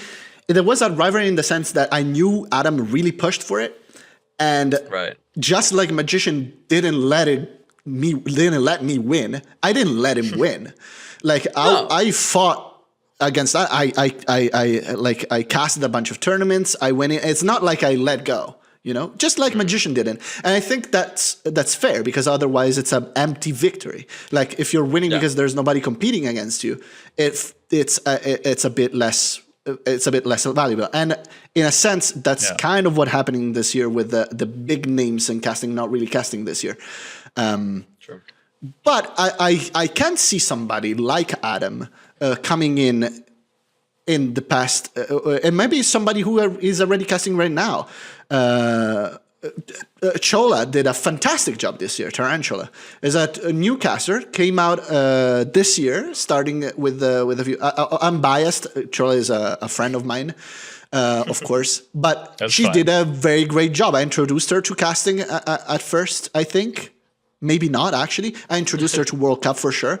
She did a wonderful job. She's one of those casters that put the work in, like truly puts the work in hard, like Adam did. And I don't think she's going to win Best Caster this year. I don't think necessarily she deserves it, because she's a brand new caster who has a lot to learn still. But that's fair. If the next few years Chola becomes the caster and defeats me square and fair, that'd be awesome. That would be way better than if I just retire. Yeah. Because at some point it's gonna happen. Like I don't see myself casting Beat Saber at 60 years old. No, I think the moment you stop casting is the moment you won't be the default option anymore. Because I feel like, because the thing is, not everyone watches tournaments, right? But a lot more people that vote for the awards, there's way more people that vote for the awards that actually watch tournaments and pay attention to casting. So I feel like when they have to choose the best caster, even if they don't really know, they just know you, since you are the most well-known caster. Right. So that's, in my opinion, if the moment you stop involving yourself in the community, which is probably a long time from now, that's when people will change default option and someone else will become the most known caster. But I feel like until then, you just are the default option. We'll see. The reason why I care about it this year specifically is that because that would give me the third award for best caster, and it would put me ahead of Magician. Because awesome. right now we're 2-2. He has 21-22. I have 23-24. Makes sense. Magician is not competing this year, I think, as best caster. I'm sure he could be nominated because he cast. Barely casted. Yeah, but he casted for World Cup. I feel like still. One performance isn't gonna outperform. Yeah, no, that's. I don't think he's gonna win. No. I don't think he's going to win. I don't think he wants to win. In fact, Magician is just like me. He doesn't want to win an award that he believes he didn't. Did win. And he wouldn't want to win an award that he doesn't believe he deserves. I'm sure. So, usually Magician campaigns for this award a little bit when he believes that he deserves it. Yeah. So I to tell you what, I understand that this is of no importance whatsoever. Ultimately, it is a meaningless award that brings with it absolutely nothing other than the title itself. But it is, in a sense, I care about it because in the past few years, it has been such a drive for performance for casters. At the very least, it has been for Magician for the first few years, for me for the last couple, and for Adam and Ixen and others. More than anybody, Magician, Adam, and me. And that has helped us push casting forward a ton, has helped us motivate us just to cast a ton of tournaments, has pushed Adam to do a lot of events, a lot of things, has pushed Magician to do a lot of, to do EUC. It's just a good drive, and I think the Beat Saber Awards are not super important for a lot of people. They have been kind of cool for us, so as long as they exist, I'm gonna try to win those, and I think that's fun. As you should. Yeah, because one thing that that's a cool goal. Kind of a little side tangent is like I was talking with Yapje a little bit about the what was it, the best content creator of the year. And boy, do I now want that title with the Cute Gotch. I feel like that's something that is ambitious enough to aim towards for next year. So I feel like that would be awesome. In fact, really cool. What I would campaign even more than my own win for Best Caster is for my wife to be nominated for Best Content Creator because she's a fucking machine with streaming. We'll see. That's fair.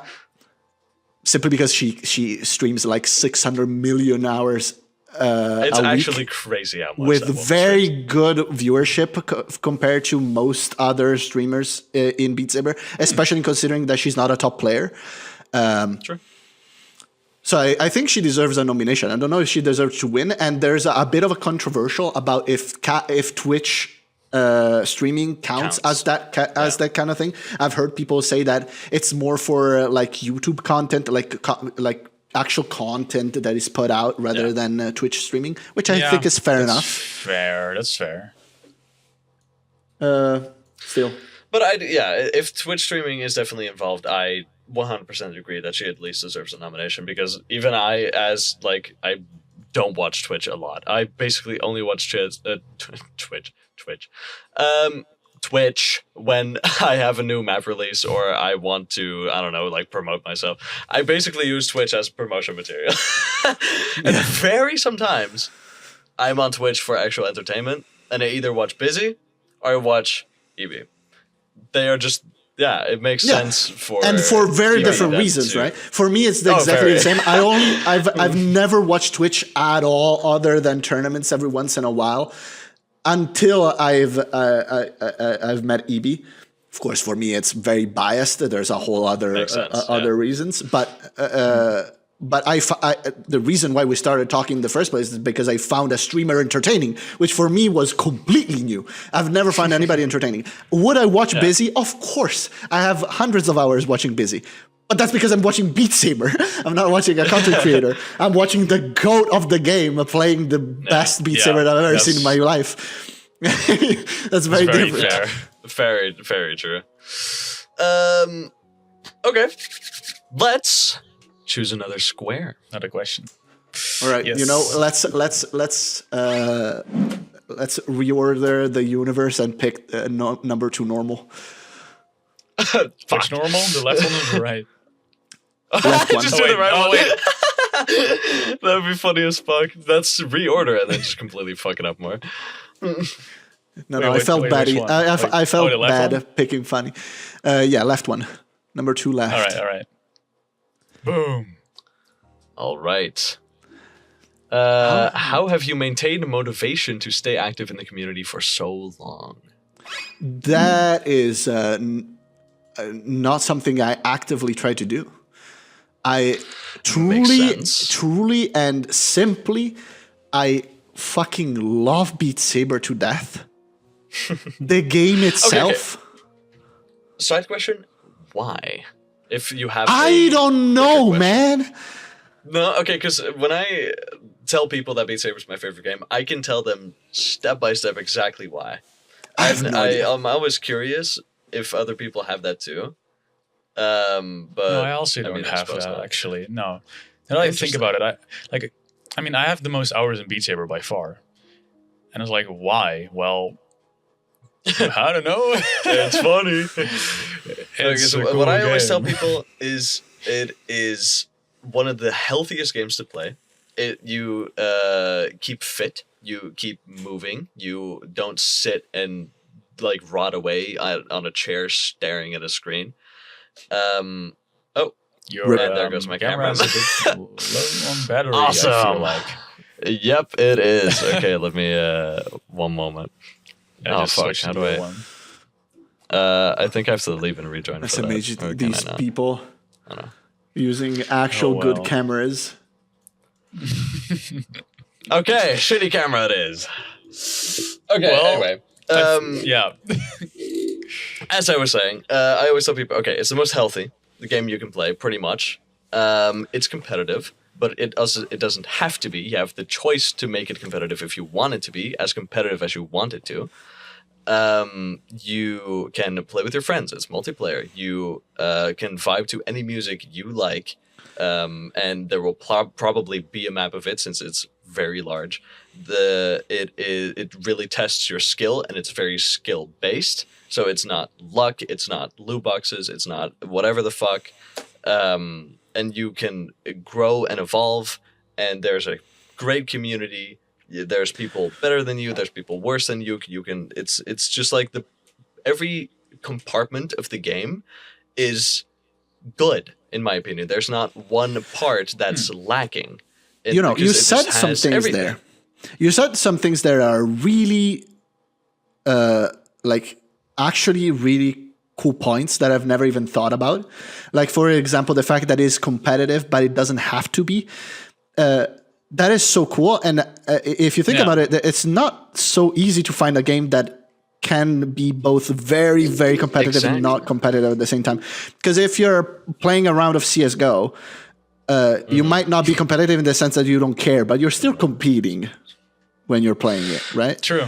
You can definitely play Beat Saber without competing against even yourself if you want. You can just vibe to it and be totally fine. One thing that is definitely an objective reason for me, I don't think it's an important reason necessarily, but it is a very good reason, is that I tend to be extremely obsessive with anything that I do, including and especially games. If I start a new game and I like it, I tend to lose so much time on it. Like I would binge it to death, Beat Saber is not bingeable.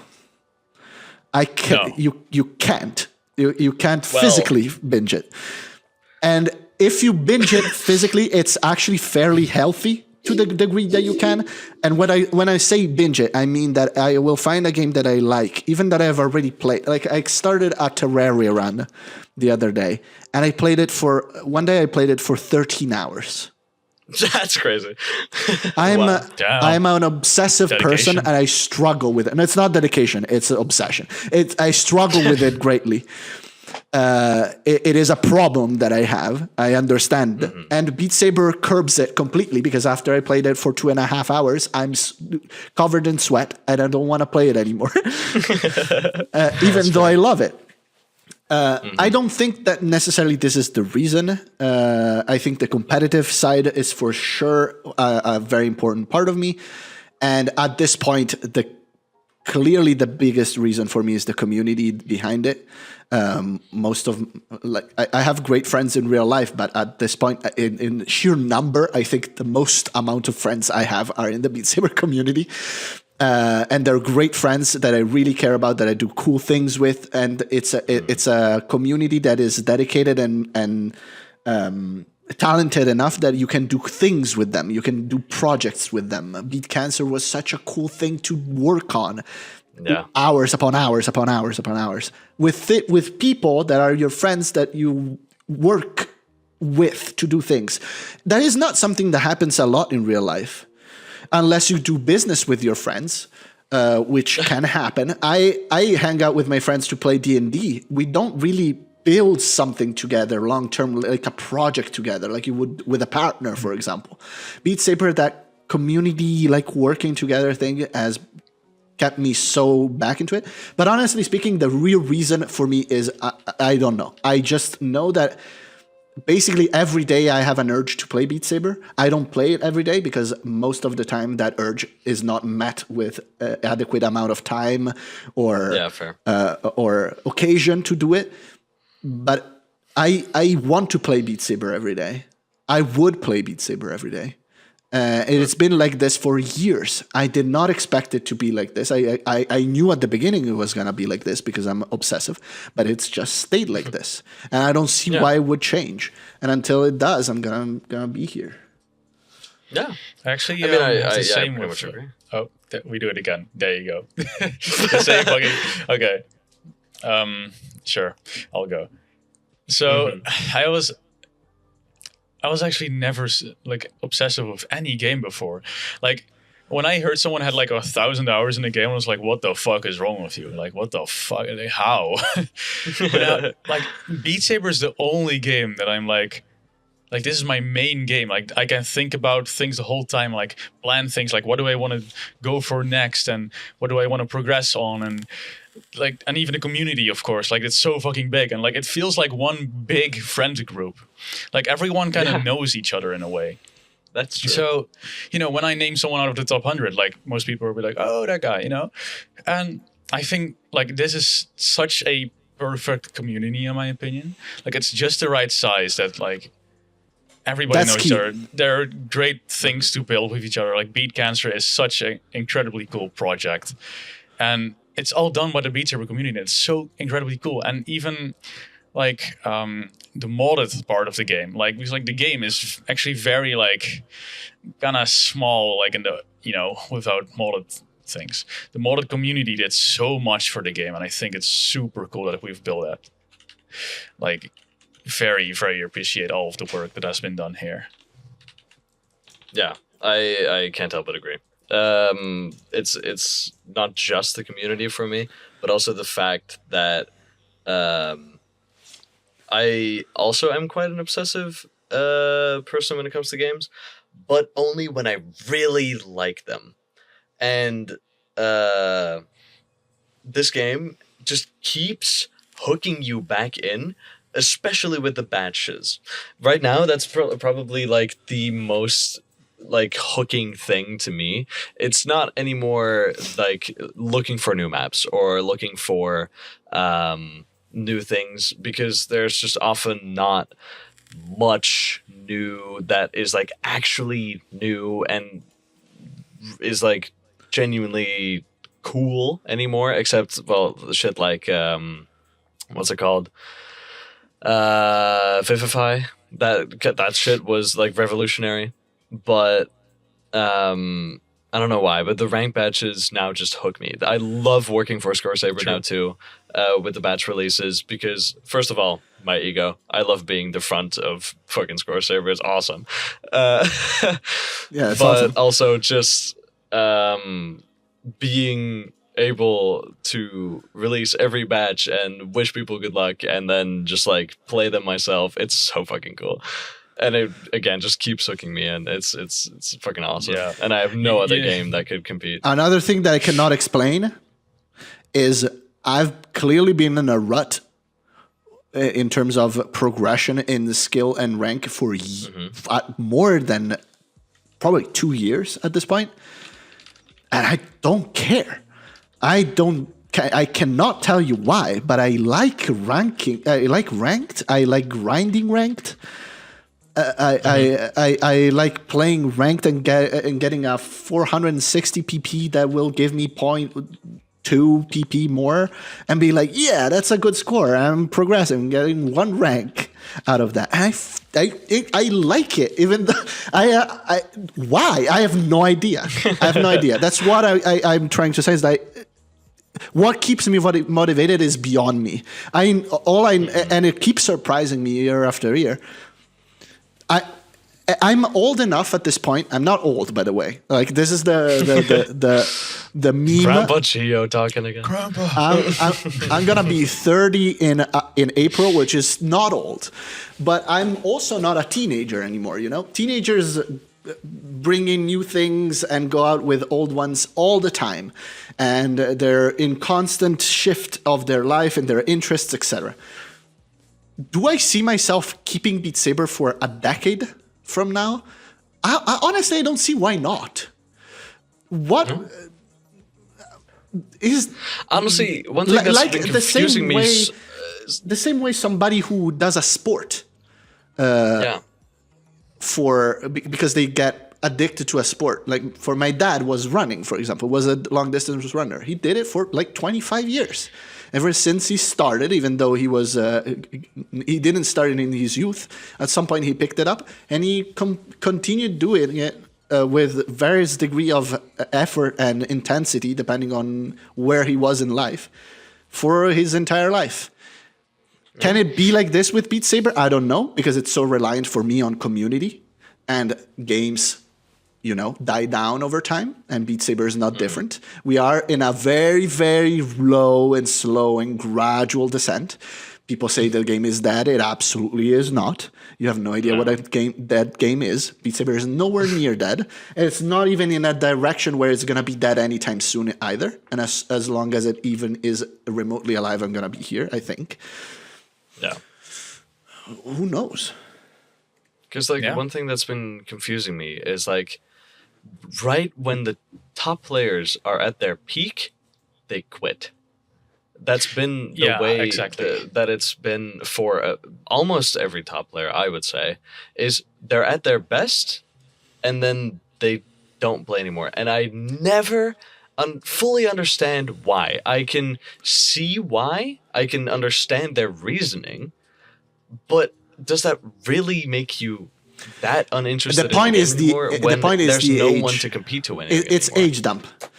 Because not always. Like, it is that though, because those top players are all like from early to late teenagers. And you will not grab something at 17 years old that you're going to bring until you're 25. That simply doesn't happen. And that's healthy that it doesn't. It's good for them to grab that when it happens and squeeze it to the degree that they can, because they found themselves having a talent. Because, of course, to be top player in Beat Saber, you have to be talented at this point. Hard work is not enough. You have to have natural talent. But a player like Calvin or Murgish, who's like 15, I think, now, of course he's moving on to do something else. He's 15. He's going to move on a million other times before he finds himself a place where he can live the rest of his life in. It would be deeply problematic and unhealthy if he found that thing at 13, you know? Or even in his case, even before that, because he started when he was like 11. Like, and all of the top players are like this. Sarret left because he went to college. He's now studying physics. He every once in a while I see him watching streams. He clearly still cares a little bit about this game, but he moved on. So did Garsh because he's young. So did Bitesy because he's young. So did everybody else because there are young people that got into the game at the age where you normally get into games, which is in your teenage years, and then you normally move on. I happened to find this game when I was 24. 25? I mean, you're asking me. I don't know. 24. Yeah, I can answer that. And because I'm obsessive, because life brought me here, I'm still here at 29. Am I going to be here at 35? I think it's more likely that I will than somebody who starts now at 15 years old when they're 20. Yeah, okay. No, actually you a do good bring point, a good though. point. They are they are young people. So, of course, they're going to be moving around a lot and different interests. Yeah, okay, that does make more sense. Because I always personally thought they were always quitting because they had no one else to compete with. And I always found that a very, like, underwhelming reason to quit, because you can always still compete with yourself or just not compete at all and enjoy the game for all its other like enjoying aspects it has, because it's not just competitive. I mean, obviously as a top player you do see it mostly as a competitive game since you're a top player. It matters to you. Like I don't buy even the idea that these people are leaving the game because they lost the motivation because they have nobody to compete with anymore. Does this happen on the top of the leaderboards? Kind of. But as much as I'm an Ormer Glazer, like when he left the game, he was not in a situation where he was not competing with anybody. Yes, sure, he was number one in the world. He still had plenty of things to improve on. Plenty of space to put between himself and number two, and there are plenty of people that quit the game at number 2, number 3. Look at Garsh. Garsh got number 1, but when he quit the game, he was definitely not the best player in the world at that point. No. All right, let's move on Next to question. another square. Let's go serious. Serious 2. Okay. Series 2. All right. What was the Let's original thought behind BeatCancer, and how hard was it to organize the entire event? Very broad question. Very I know. broad Very question. broad question, yeah. I'll try to So it keep it doesn't at key necessarily points. have one specific answer, but indeed. I'll try to yeah. keep it at key points because I could, of course, I have and I Talk about could it all day. yap about BeatCancer for forever because this is one of the, in my humble opinion about my life, so it's an objective opinion, one of the coolest things I've ever done. Because the thing is, I personally don't really know much about it in the first place. I was very inactive in the community at the time because I kind of, I don't know, I just had a little hiatus. So I didn't get any of it. And I didn't really research it after it was done. So all of this is actually going to be pretty much news to me. So You missed out. I did. I definitely did miss it. I heard a lot of good things about it. All right, so here's the thing. In May 2024, I lost my dad to cancer. He was suffering from pancreatic cancer ever since the very end of 2019. November 2019 is when he got diagnosed. So he survived basically 5 years with pancreatic cancer, which sounds pretty short, but is actually insanely really long. That's incredibly long. Yeah. Especially because pancreatic cancer is the most deadly form of cancer you can get. The survival rate at 10 years, I believe, is 6%. So incredibly low survival rate. It's a horrible, horrible cancer. My dad found it very early because it was in a specific position that made it very easy to diagnose. And basically he fought through this horrible disease that was very tough in any sort of way. And he finally passed in May 2024. That was not a surprise to us, of course, because this kind of disease, the way he got it, progresses very in a very particular way. So we knew that it was coming.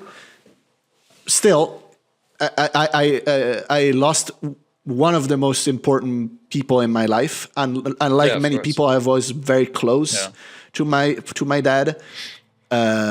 He was my hero, one of the person I strive to be out of anybody in the world, and as a result, I wanted to do something out of in strive at the very moment after he died, really, in the weeks and months after he died, which when it's very fresh, I felt like I wanted to do something to honor him. Right. But in real life, I didn't really have any outlet to do something like that. I wanted to honor him in a way that could tell people about him. And I thought the best way to do that for me is to reach out to the community that is the biggest one where I have a voice in. So I know that a lot of people in the Beat Saber community, if I say something or do something, will listen. And so I reached out there. That was the reason I chose the Beat Saber community, is because I have a voice here and I wanted to tell people about my dad. And at first, it was supposed to be, when I grabbed the first few people to help me organize it, which was Magician, Adam, Ixon, like the Gilo, the usuals that I would do things with in this community. It was supposed to be a very small thing. It was supposed to be an invitational tournament to spread awareness, probably fundraise a little bit for the occasion, and an outlet for me to tell people that would watch about my dad and honor his memory in that way. But the people that I got with to do this kind of stuff basically pushed me in a way that I'll never thank them enough to do more. Basically, it could be this, or it could be this other thing. We could honor him in a way that is bigger, that is more ambitious, because they could see that I was very willing to put effort into it. And they themselves saw this, my plead for help in their regards, as very motivating to do something cool. And so it kind of spiraled over the course of like a few weeks, from a small tournament event to this huge in-person invitational event at my house, with invite guests and this whole very complicated streaming setup with multicam and a shit ton of activities, etc. And 18 hours of streaming content over a weekend. Wow, that's crazy. All with the goal at that point of not only honoring my dad, but also doing something meaningful with it, which would be to raise, do a good fundraiser event in Beat Saber, which has happened in the past, but not really much. There was a fundraiser back in 2019, I believe, at some point. That is there is a yellow badge on Score Saber. That's why I know about it. Oh wow. But it was very small in comparison, and it hasn't really been done a big fundraiser event of that kind for Beat Saber. And so at that point, that became also another goal. And again, the point was that probably because of the cause behind it, we all know that the Beat Saber community is amazing at just putting in a shit ton of effort for free. Now it was a shit ton of effort for free behind a cause that everybody really believed in. Within the organizing team and the attendees, something that looked very cool to participate in person as well. So they were very excited for it. As a result, I found myself with basically 30 people putting in an astounding amount of effort into organizing this thing, where Justin and Jive, Justin from Los Angeles and Jive from France, put up this immensely complicated, basically broadcasting setup to elevate this the production quality to a level that was never seen before in Beat Saber for sure. Together with all of the production quality in terms of lights, cameras, and production of the kind that my friends, in real life friends of Willow Production helped me tremendously with, giving me all of the gear necessary for that. For example, part of the gear, because part was also brought by Magician and by Justin. And by friends in real life that lended me their computers to do things, because we needed like 4 computers to do everything.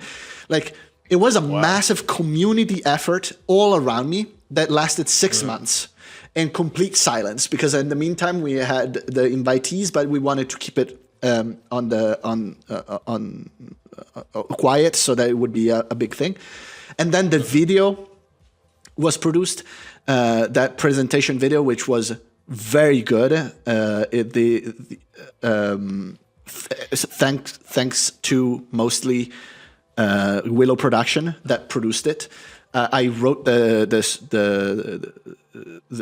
I wrote the text basically of and then recited the thing, which was very sincere, and it was talking about my dad, which was the whole point. But again, everybody around me basically understanding the fact that I was grieving, just did 110%. And that turned it into something that it exploded completely out of proportion. Of course, the pros is that it was the best event that we could run. It couldn't have gone better. Everything worked fucking flawlessly. We didn't even have a crash on stream. We had one in day 2. Everything else went perfectly. Not even technical problems, which is impossible for a Beat Saber. with that level of complexity, it was impossible. Impossible. That's very impressive of the team that set up that whole thing. Because I feel like that's like incredibly hard to set up everything. Because to get the right people, to get the right moments, to get the right. And we did it in 2 days because everything was set up in theory. But of course, everybody had to come in Italy and prepare everything for the stream. And you can't have people come in the month before. So everything was set up the day of, basically. The 2 days before everything was set up. All the invitees came in and we prepped and everything just worked.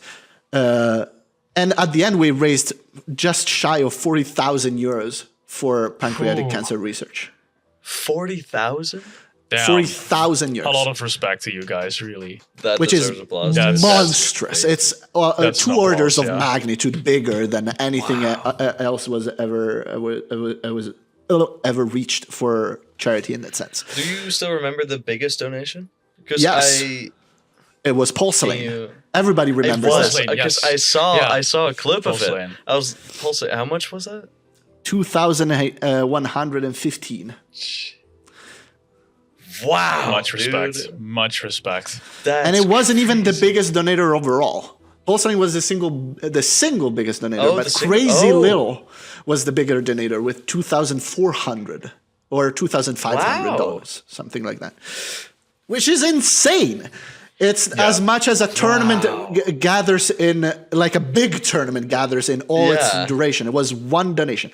And again, with a community that is in the Discord when we launched the event was like about 1,000 people. Another thing, the day we announced it to everybody, every single server in the Beat Saber community, everyone pinged that. I had like 35 pings.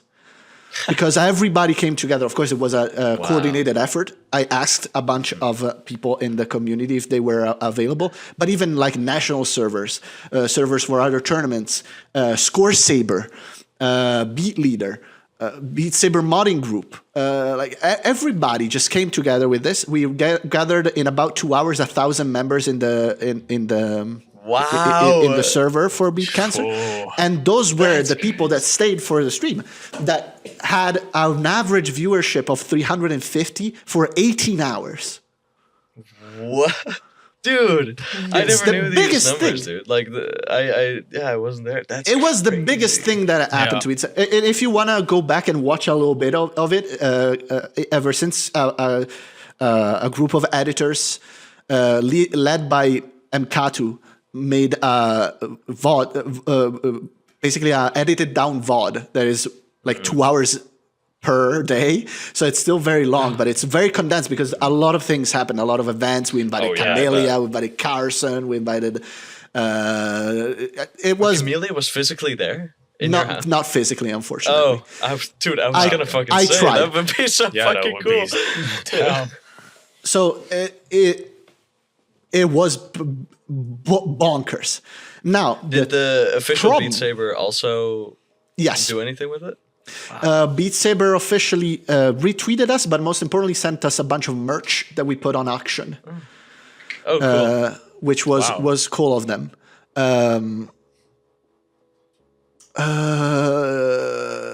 Yeah. Also, the game director donated, I think, 1,000 to the charity as well. Like, it was the biggest thing. There are two things that are a bit problematic. They're kind of related to each other. First off, it costed me a shit ton of money. That makes sense, I guess. It was very expensive. Even though if you think about it, it's crazy because all of the work was for free.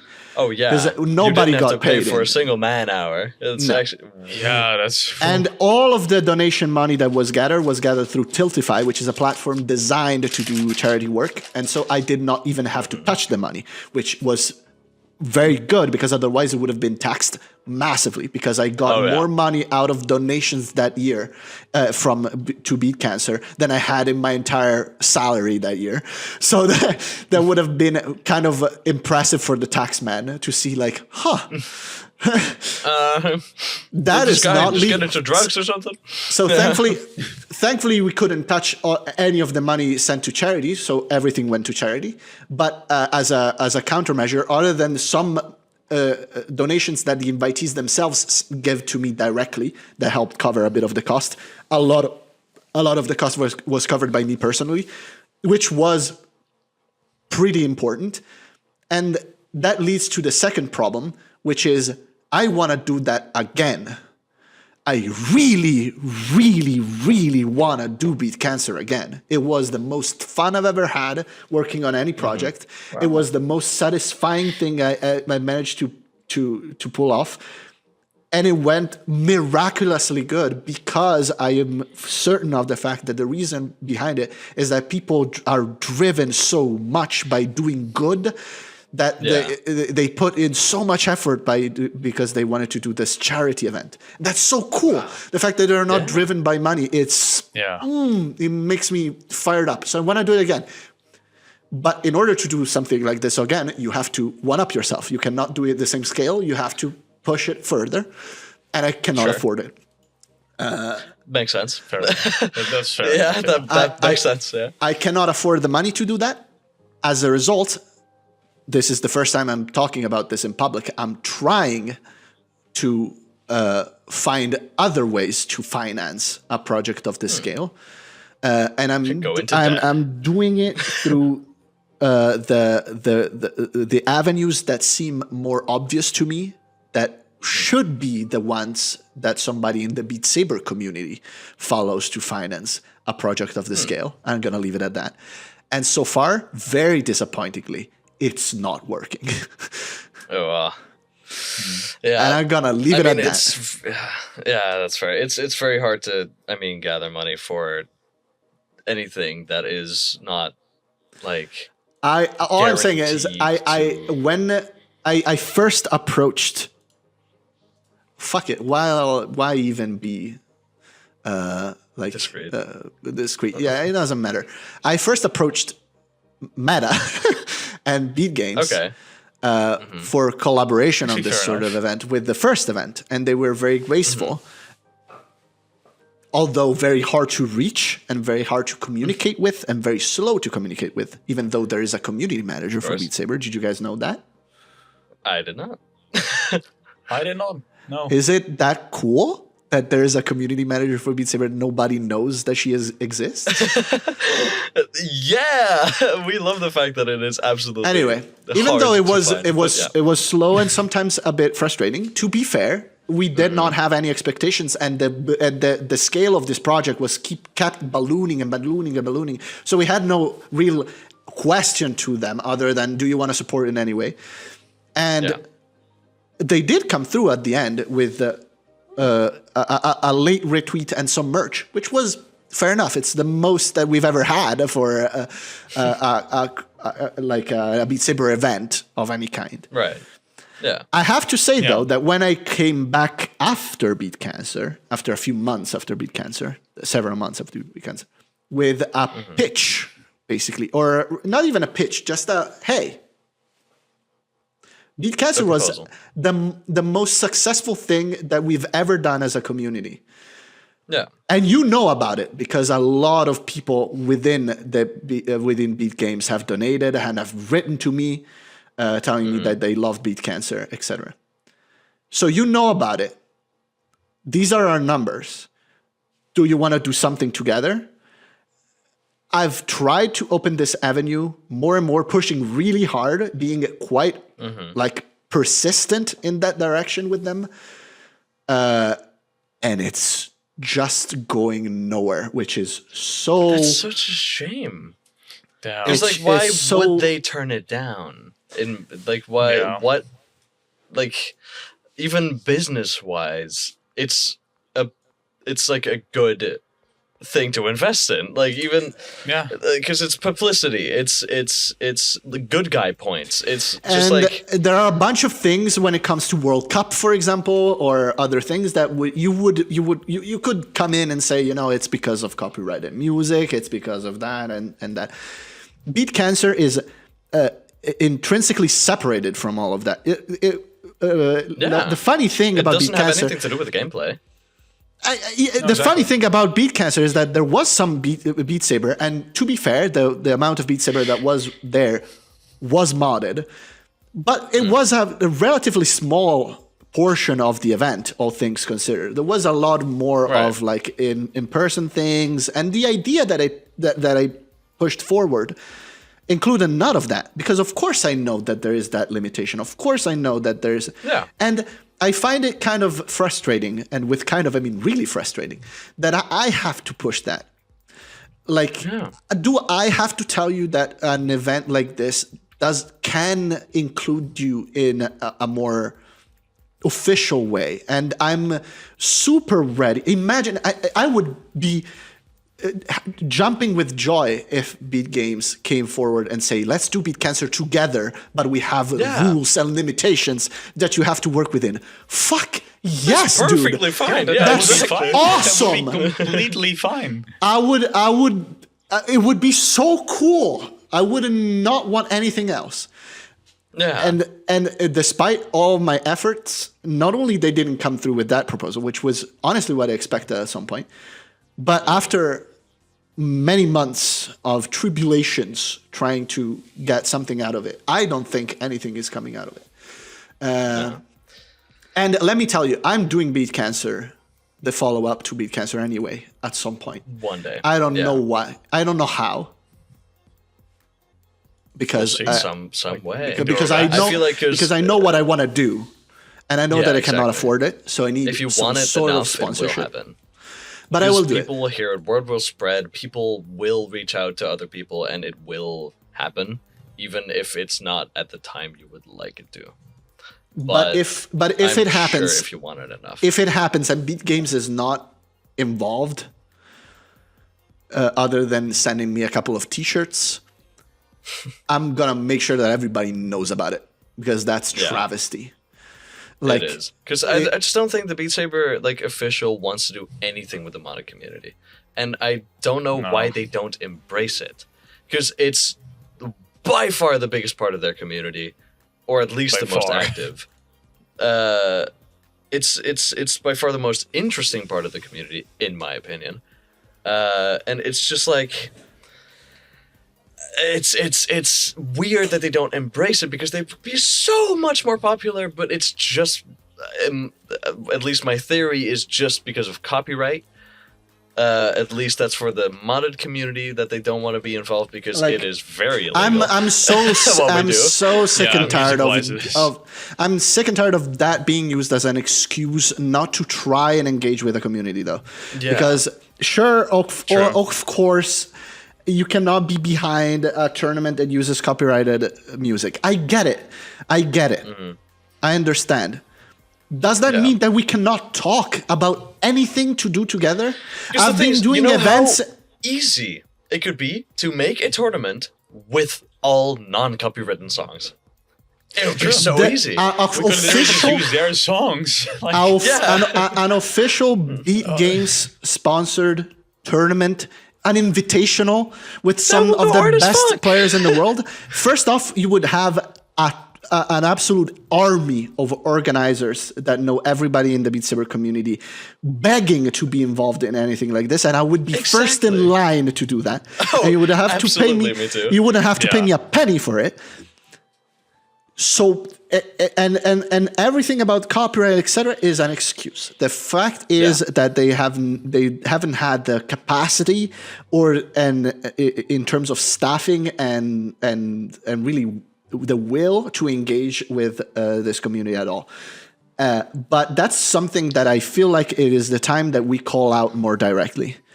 Because again, I'm sorry, because I've talked with this person and they're a lovely person that do their job as the best that they can personally. And it's not their fault. But we have a fucking community manager, guys. Oh, absolutely. We have a community manager and nobody knows she exists in this community. that is pretty concerning, I would say. A little bit. It's just like I even find understaffing an excuse because the amount of things that have been planned and organized in this community have been done with less people. And I feel like, okay, sure, you can argue that if you make it actual official Beat Saber big, it'd be way bigger, so you'd need more people. You can get more people to help you, even not official staff, from the community. So even understaffing is still an excuse. You have less official staff, but you can get so many more people to help from the community. And now we are strongly standing behind the success that was BeatCancer. Yeah, exactly. If it's as proven if that it could work. As if years and years of hundreds of tournaments organized by the community wasn't already good enough of a proof for that. But fair enough. We'll talk about an actually budget heavy high production quality, high degree of effort, multiple months project that was brought on by a community of people that you had nothing to do with. We have it now. We've done it. Everybody loved it. Work with us. Please. Come on, what more evidence do you need?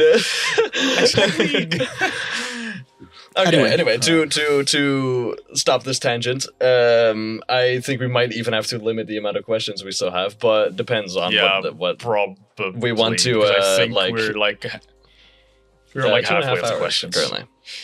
Yeah, pretty much. I mean, to be fair, I have time. We have time. This one was an important one for. This one was an important one for me too. This one was the important one. Yeah, it was. So next one's a bit of a lightning round, so that we can get through as many questions as we can. You choose. So, you choose the ones that you think are lightning. No. Okay,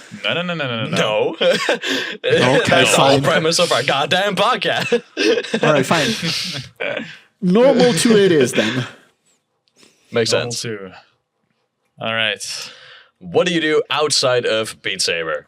Excluding job, I would say, because that makes sense. Fair enough. I would say my biggest passion. It's a lightning round, so I will be quick. I'm a drummer, although I only drum alone, and I haven't been doing that much lately. If I have to be completely 100% serious, I would love to do it more. And I also sing a little bit, which is fun. Yeah, And it is on my YouTube channel. Every once in a while, I'll put up a random ass color. We can But what I do Yeah, most, sure. my biggest passion by far is D&D, Dungeons and Dragons. I've been Right, I've heard you talk about it. I've been That's DMing so for cool. Dungeons and Dragons for a decade, and I feel like I'm way better at DMing for D&D than I am at casting. It is my favorite thing to do, and if I could leave my job to do that professionally, I would do it in a heartbeat, even faster than There's I a would do profession? anything. Oh yeah, have you ever heard? Very few people, of course, but Matt Mercer is a professional DM. Brandon Lee Mulligan is a professional DM. There are some people that can do it professionally. Of course, they're amazing at their That's job, and really I'm cool. nowhere near as good as them. But I do my own campaigns, I do my own maps, I do my own my stuff. It's great. I love it. I have a very dedicated group of players that I play with. They love my work, and I love their stuff. And D&D is awesome. That's awesome, man. Okay. I mean, yeah, I've heard I do like the idea of D&D. It's just the stigma that's attached to it is very negative. Fair enough. It has changed a lot in the recent years, though. Come on. Fair, that's true. There are a lot of It is voice less- actors. There are a lot of celebrities, especially actors, that have been playing now D&D even on Twitch. Sure. The most popular Yeah, Twitch I do channel, the most profitable Twitch channel of all time is Critical Role, which is a D&D channel, for example, which is super cool. Also, another thing that I forgot, I weightlift. It's something that I do fairly regularly, and I've done fairly regularly, especially in the past. boy. I'm gonna come back soon enough, actually. Announcement. With Twitch streams on my channel, because I'm setting up a computer downstairs so that I can do a mix weightlifting Beat Saber streams, so that I Whoa. force myself to Wow. weightlift more. Get I the think that's gonna full be cool. workout in. God damn. Yeah. Okay. Yes, sir. That's gonna be cool. See, and that comes back to my point of it being the healthiest game out there. No, you don't see Exactly. any other people doing that. True. Boom. Yeah. Okay. Next question. Transition. Wait, fuck. Oh, My bad. Normal 3. normal yes. three. Let's Okay. keep it. Let's The keep it left in that. normal or the right? Left, I'm left, assuming left, the left one. The left, right. Okay. Yeah. Okay. There you go. What was your experience being the captain of Team Italy in World Cup? Ooh. I didn't know we had that. Well. It seems Yeah. like we have some lack of research. I You was were not the never captain? the We might. captain of Team Italy in World Cup. Oh shit! That is okay. such. Wait, that then- is actually no. That is very funny, and I'll answer the question anyway. That is, I think, the most like Mandela effect of of all time for me specifically. I am not the captain of Team Italy for World Cup. I've never been. We've been in World Cup I for multiple constantly years thought now. that. Because people are we do immediately know- assume that I'm the captain, but the captain has always been Mr. Superqueras, which has been my partner in crime, a fellow Italian player, way better than me, and he's a better strategist than me. He's able to play all of the maps, which is also very important because I usually suck at tech so much that I cannot finish them. And he's overall better. I've been captain of Italy, but not for World Cup. I've been for EUC. Interesting. I know you were Oh. also captain of the Team Rocket. Yes. And then let's switch the question to that team then instead of Team Italy, since Oh, yeah, we've that's done fun. some proper research. Yeah, that would What probably was be that like? better. Because Okay. that was a big cool twist. Before we switch to that, I will say that me and Matteo basically co-captain Team Italy. That's why we go back and Okay. forth to. But formally, he's always been the captain, which is good because he's better. For Team Rocket, again, I'll also add, especially because during World Cup season, yes, I play, but I'm not a super useful team member for Team Italy, all things considered. There are people that are definitely better than me, especially nowadays that are top 3. And I'm super busy with casting during World Cup season. Yeah. So that's fair. I know the maps, etc. I can help, but with the team like composition and managing, etc., I much prefer Matteo to do that, which is a job that he does better than me anyway. For Makes sense. Team Rocket is so fun. That it was not my idea. It was Yabye's and Beat Saber Pokemon tournament team BSTS. that had that idea. Yes. They asked me because last year I tried to sign up with a Team Rocket because, of course, my name is Giovanni, so why not? But we signed up too late. Yeah, right. And the thing is, I had a broken ass team because I found, like, out of my deep research, Florida Boy 2K, which nowadays is one of the best tech players in the world, full stop, when he was top 600. He was dropping 600 PP plays and he was top 600. And I got him right there and then. I was like, whoop! That would have been so fucking rigged. I would have broken the entire tournament. We would have won by a landslide. But we signed up too late, and so we were not allowed to participate because there were too many teams. How have I not noticed that? How have I not noticed that, like, 600 PB plays getting set by a rank like barely below 600? Like, because he was so silent about it. He was not really talking with the community. The only thing he did was send like a couple of beat leader scores at some point on PP flexing in Cube community, and I'm like, What now?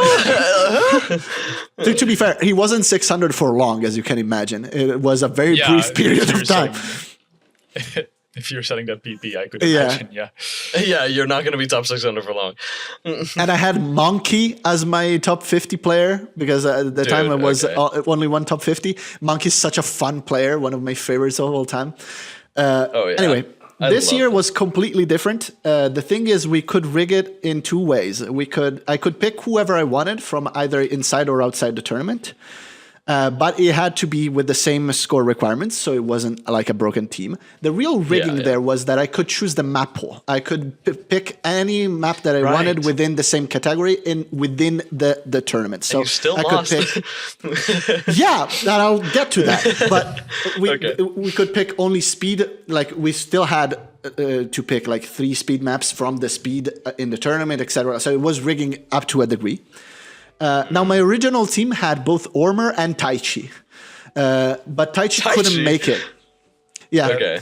Wow. Taichi couldn't make it at the end because it was at 4 a.m. for him. So unfortunately, he had to drop out. And instead, I got very much sense. Instead, I got Rizzy, which I think is an equally based choice. Fantastic linear player from France. And we lost anyway. Because the team that we went against on the grand finals was truly complete bullshit. They had everything on that team. They have the best player in the world right now other than Busy, which is Maddie.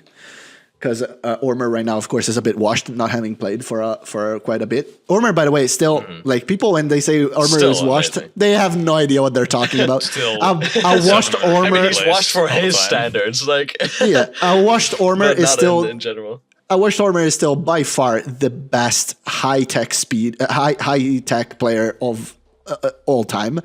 Like, there is not even close. When he was warming up, he set like a score that he didn't submit, which was on, I don't know.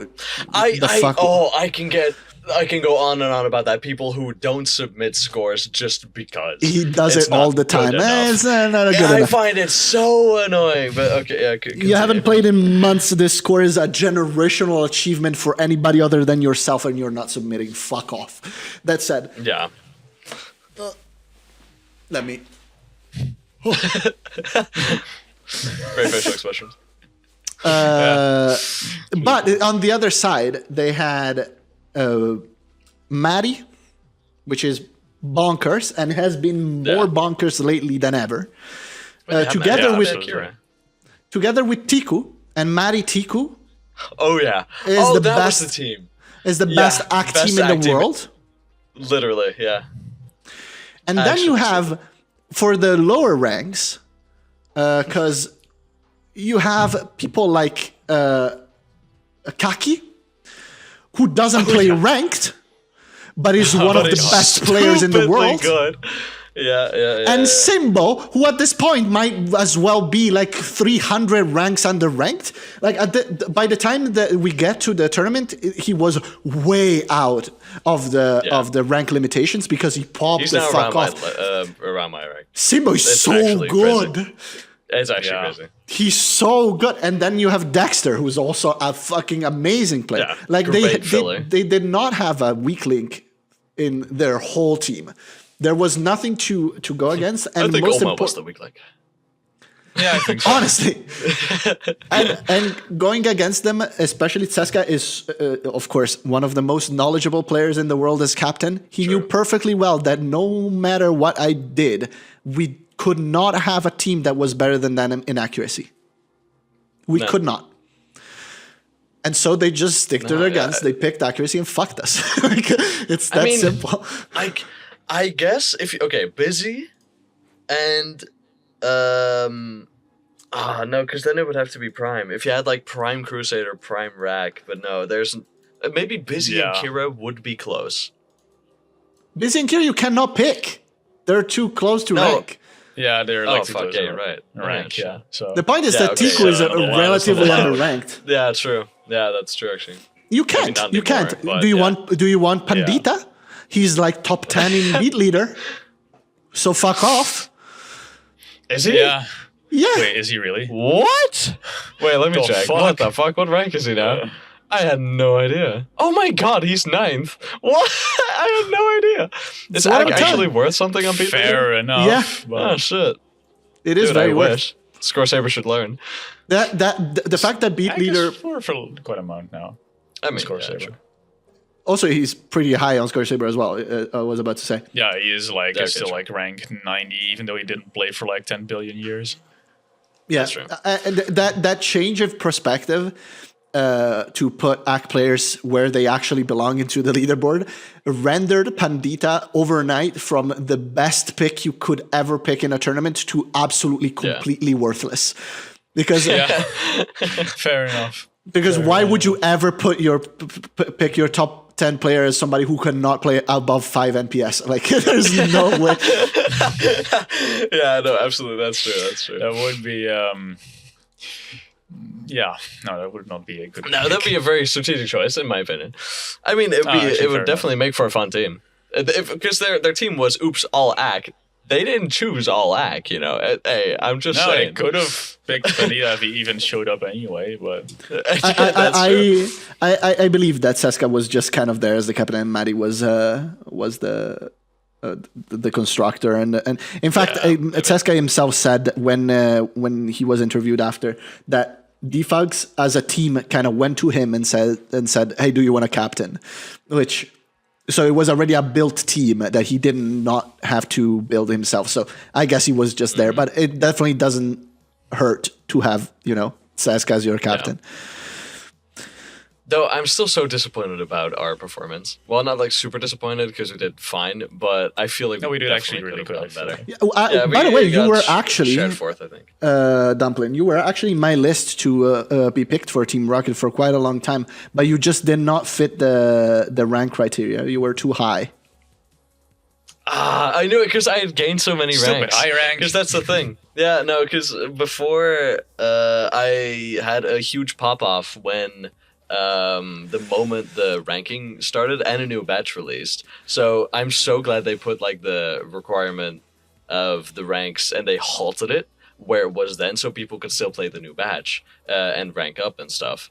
But you had to choose the ranks with the current ranks after that batch. So people were way higher ranks than before. Even then, it wasn't even close. Like I would have had because ranked 80 to 150 is by far the worst place to pick because you limit a lot on your top 5 max 300. Top 4 max or top 3 max 300, something like that. Anyway, it's tough to pick somebody there because otherwise you cannot pick very high on the top. And I had basically free reign to pick in the top 5. So for me, it made more sense to do that rather than picking you and then building around you. It made no sense. Yeah, that makes sense. The kind of player that I wanted you to be, I had ended up playing way lower on ranked and skill in general, which was Chromia. which is very good, but unfortunately was completely useless against Defugs because you cannot use Chromia against Very Maddie and different Tiku. It was a sacrificial pick every time. Yeah. I'm flattered though that I was at least one of your top picks. I thought about it. I thought about it long and hard. And I thought I found somebody who was pushing above his pay grade a lot, which is this new player, Mythic. Mythical. Yeah. Mythical. Love that guy. New player, He's a not great in the friend of mine, sense. so he. Oh, yeah. I'm actually gonna. He's a friend of mine, and since it's already gone past, he spoiled the thing for me.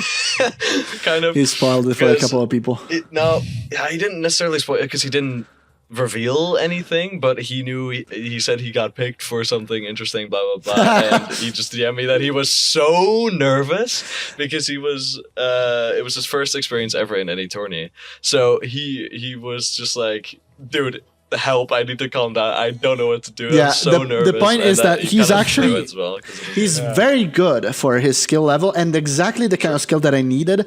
But the problem is that I underestimated the amount of absolute nerves that a poor kid who gets picked for the first tournament experience. They have to go next to Ormer and Reese, like fighting against Maddie. So like I pressure. tortured him.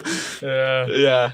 That is so much because I remember my first few tournaments, dude. I was shitting myself, and it wasn't. And my first World Cup, dude. Like I was basically playing like this, bro. I had it as well.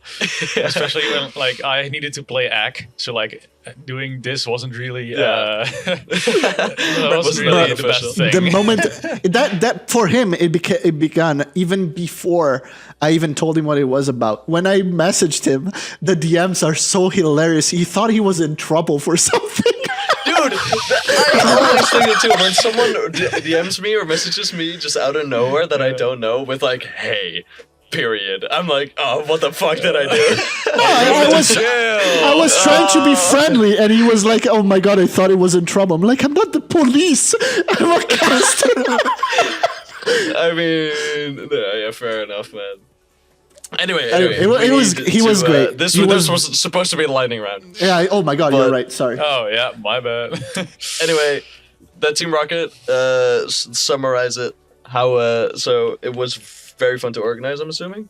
Since it was very cool. Your it was original idea from last year, but now actually used this year. It was cool. It was stressful. It was it had to be done in like 2 days, which was tough. But it was cool, and we didn't have to. We were not supposed to win anyway. We're the victory lap for the winners. We're not like the ones who ruined the fan at the end. Fair. All right. Next. All right. Question. Since we don't have any more funny ones, that's sad. So I'm assuming no more funnies. We go serious.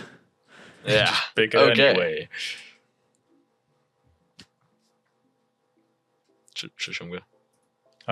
Oh, wait, what? Did I miss? wait, which one is it? Serious. The serious one, serious. Oh, okay, the serious. Okay, my bad. Have you ever gotten a bad injury from playing Beat Saber? Again, definitely not a busy question. Definitely a lightning round in this case. I got... not really a busy question in my opinion. Okay, fair. It's a pretty common question. I got tendonitis once, but other than that, no. Explain to me what that is again. All right, next question. Inflammation of the tendons on my wrist. Yeah. Oh, right. Okay. So, yeah, okay. Okay. Yeah, fair enough. Well, there you go. Now you know. Next question. Easy peasy. That one was lightning. Yeah, it was lightning fast. All right. Which one will it be? Normal. 3. Oh. Let's go. What? I would have never expected. Wait, normal number 3 or? Yes. Yes. What? Dude, it's going in order the entire time. I don't know. I don't know if you. Oh wait, I'm counting like completely like a fucking retard. My bad. I don't know if you Which did tournament follow. have you participated? Oh, whoa. Which tournament have you participated in? Whoa. Which tournament you have participated in is your favorite and why? Dudes, I've participated in like 2 tournaments. I'm gonna be real with y'all. Well, that makes the choice easy. Well, That does. yeah. Which one was your favorite? That's not true. I've participated in 4, I think. Okay. My favorite.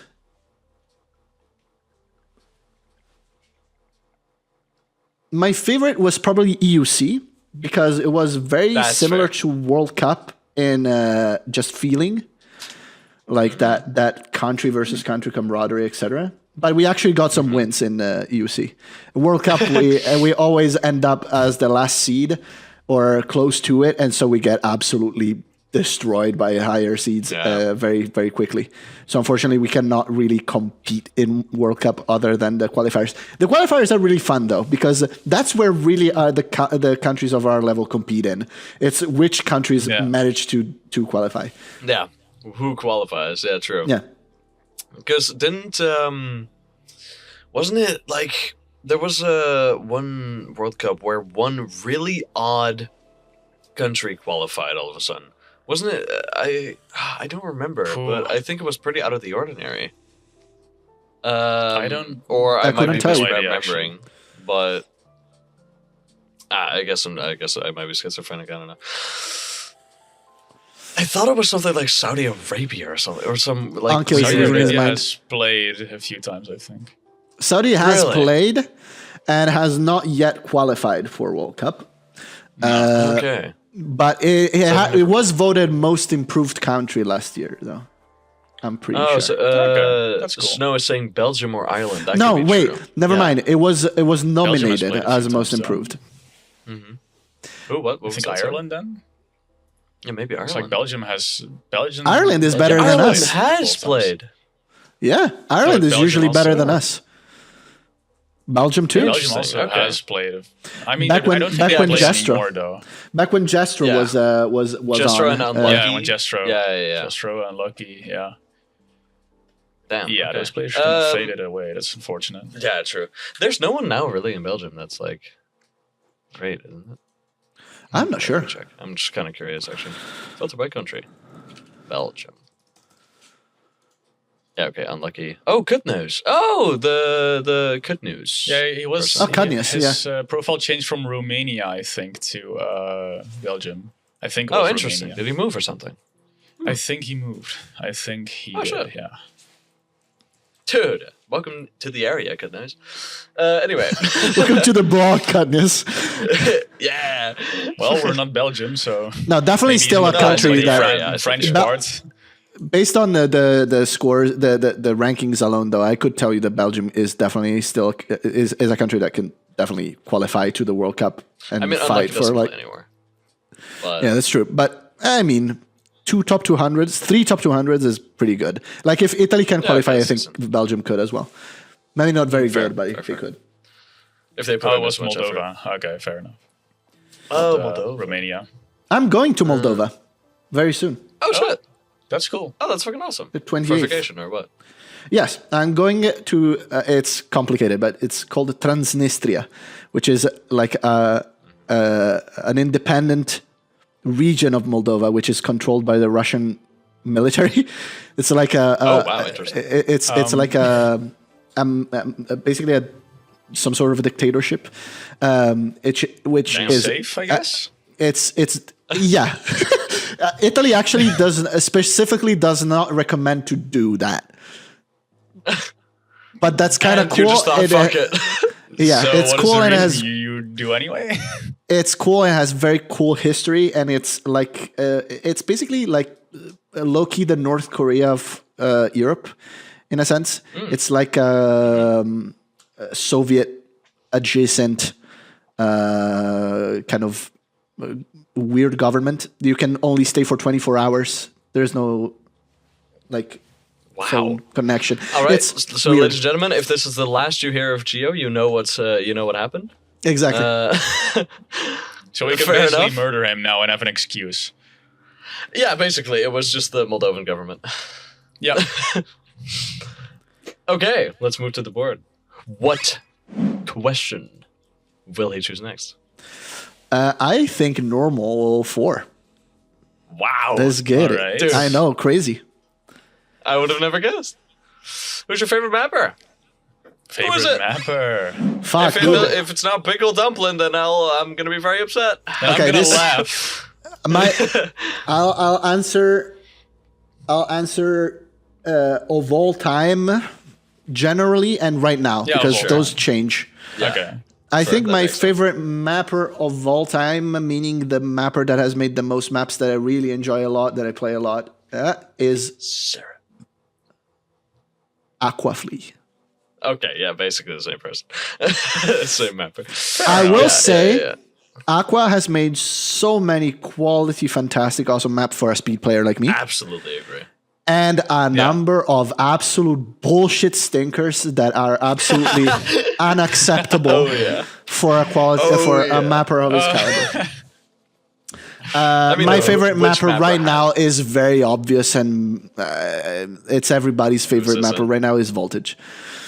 Yeah, makes sense. Fair enough.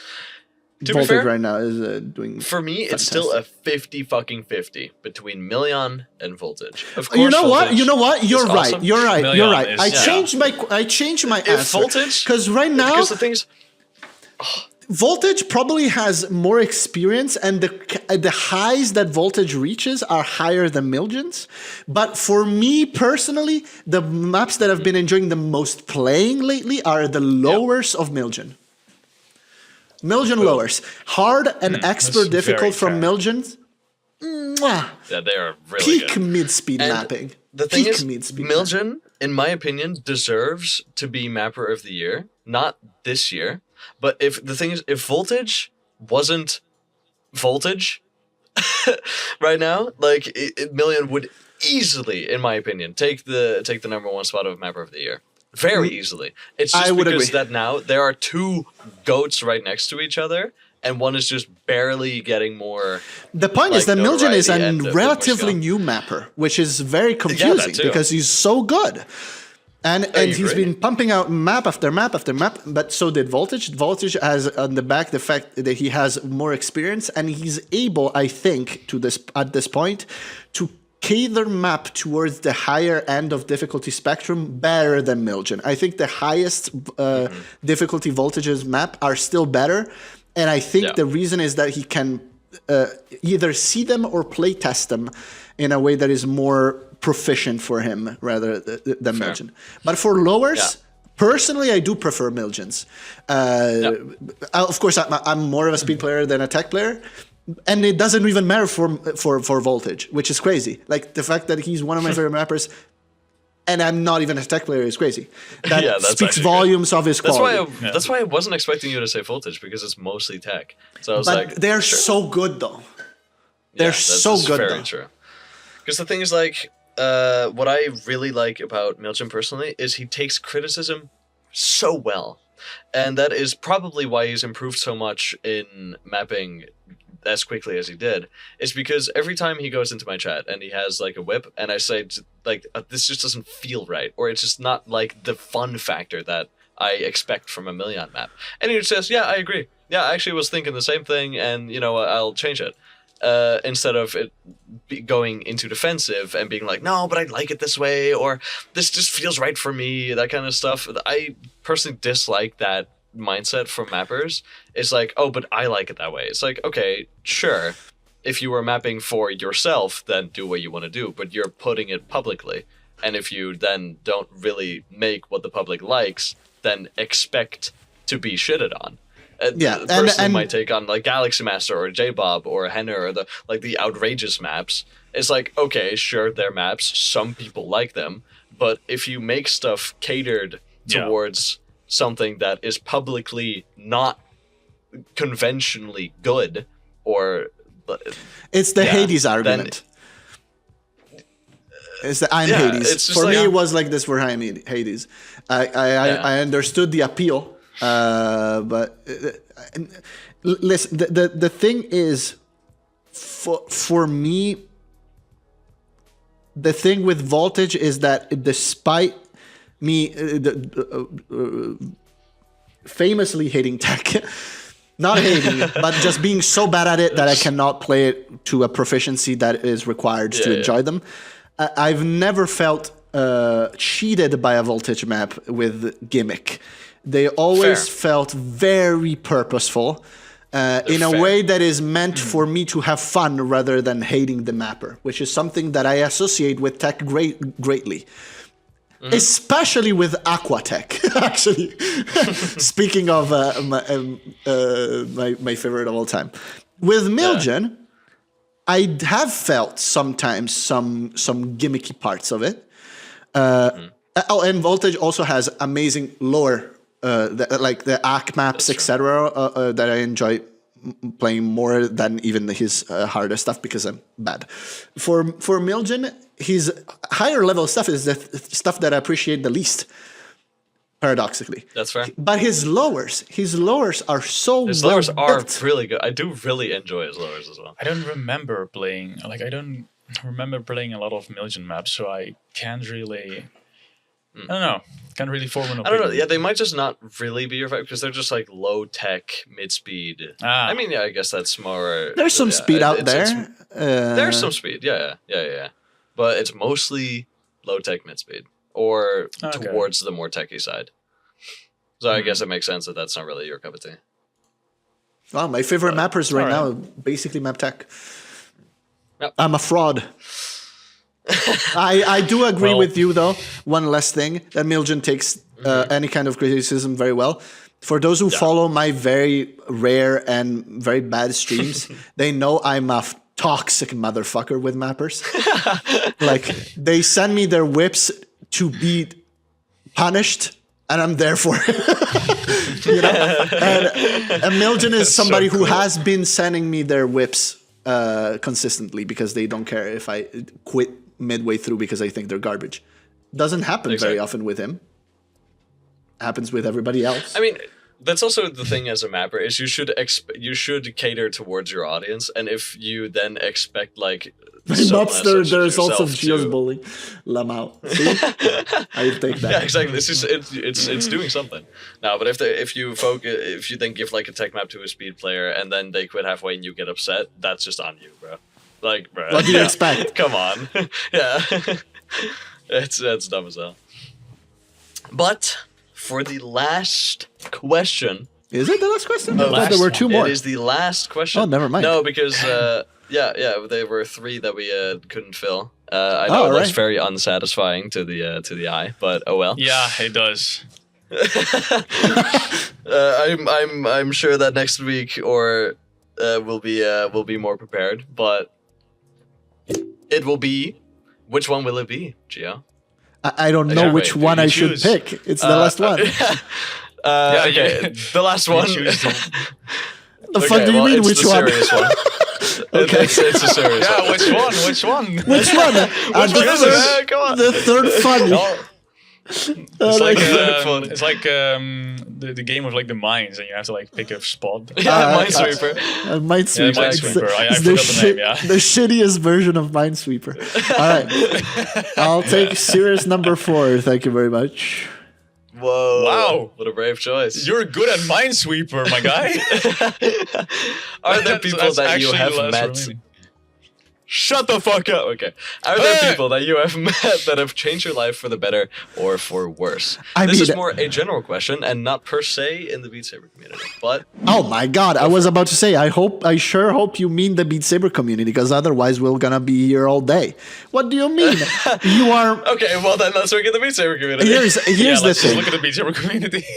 I wasn't expecting you to just pick like a row by fucking row. I thought, okay, well if we got to this question earlier, I don't know. I mean, but okay. I am fully convinced that we are the result of all of the experiences that we have experienced, and half of it is the people that we've met. So I really would be here all day if we had to list all of the people that have meant and changed me personally. Of course, there are a million people. Yeah. In the Beat Saber community too. Really... The problem is that the list is still very large in the Beat Saber community. I can name the ones that are more meaningful of all, although it's a very hard question. Indeed. Just the ones that come to mind. The when ones you that come okay, to mind, you think of it. just spilling out. Yeah, because Well, it's also unfair to pick favorites because that might be Yeah, like, that offensive isn't to fair other because that's people like that very have- personal. yeah. Yeah, it's like But the very first that came to mind, just as I was reading the question itself, was of course EB. I mean, it is a relatively new person that I've met in this community overall. I've been here for 5 years. I've met her last January. But here. I mean, I don't want to be overly cheesy, but of course she's changed my life. Yeah. We're dating now. Of course. She's awesome. You know what? I'm gonna name the thing that she's changed my life the least important way. The least important way in which she changed my life. I enjoy streamers now. I didn't before. That's cool. So she changed me that way. And you still never show up at my street. No. EB, this January means the next one. Last January means the one that just passed. So Yeah. you're wrong. This January? No, that doesn't make. Yeah, that sounds. It's weird. the last Yeah, I was January. also kind of Sounds like confused. That sounds like the next one. Like, oh, this January. This January is the one following. coming up, right? There you Yeah, go. exactly. She That sounds. realized. Yeah. Oh, shut up. Yeah, last January. Other people, of course, the most important people in the community for me have been, for sure, Magician.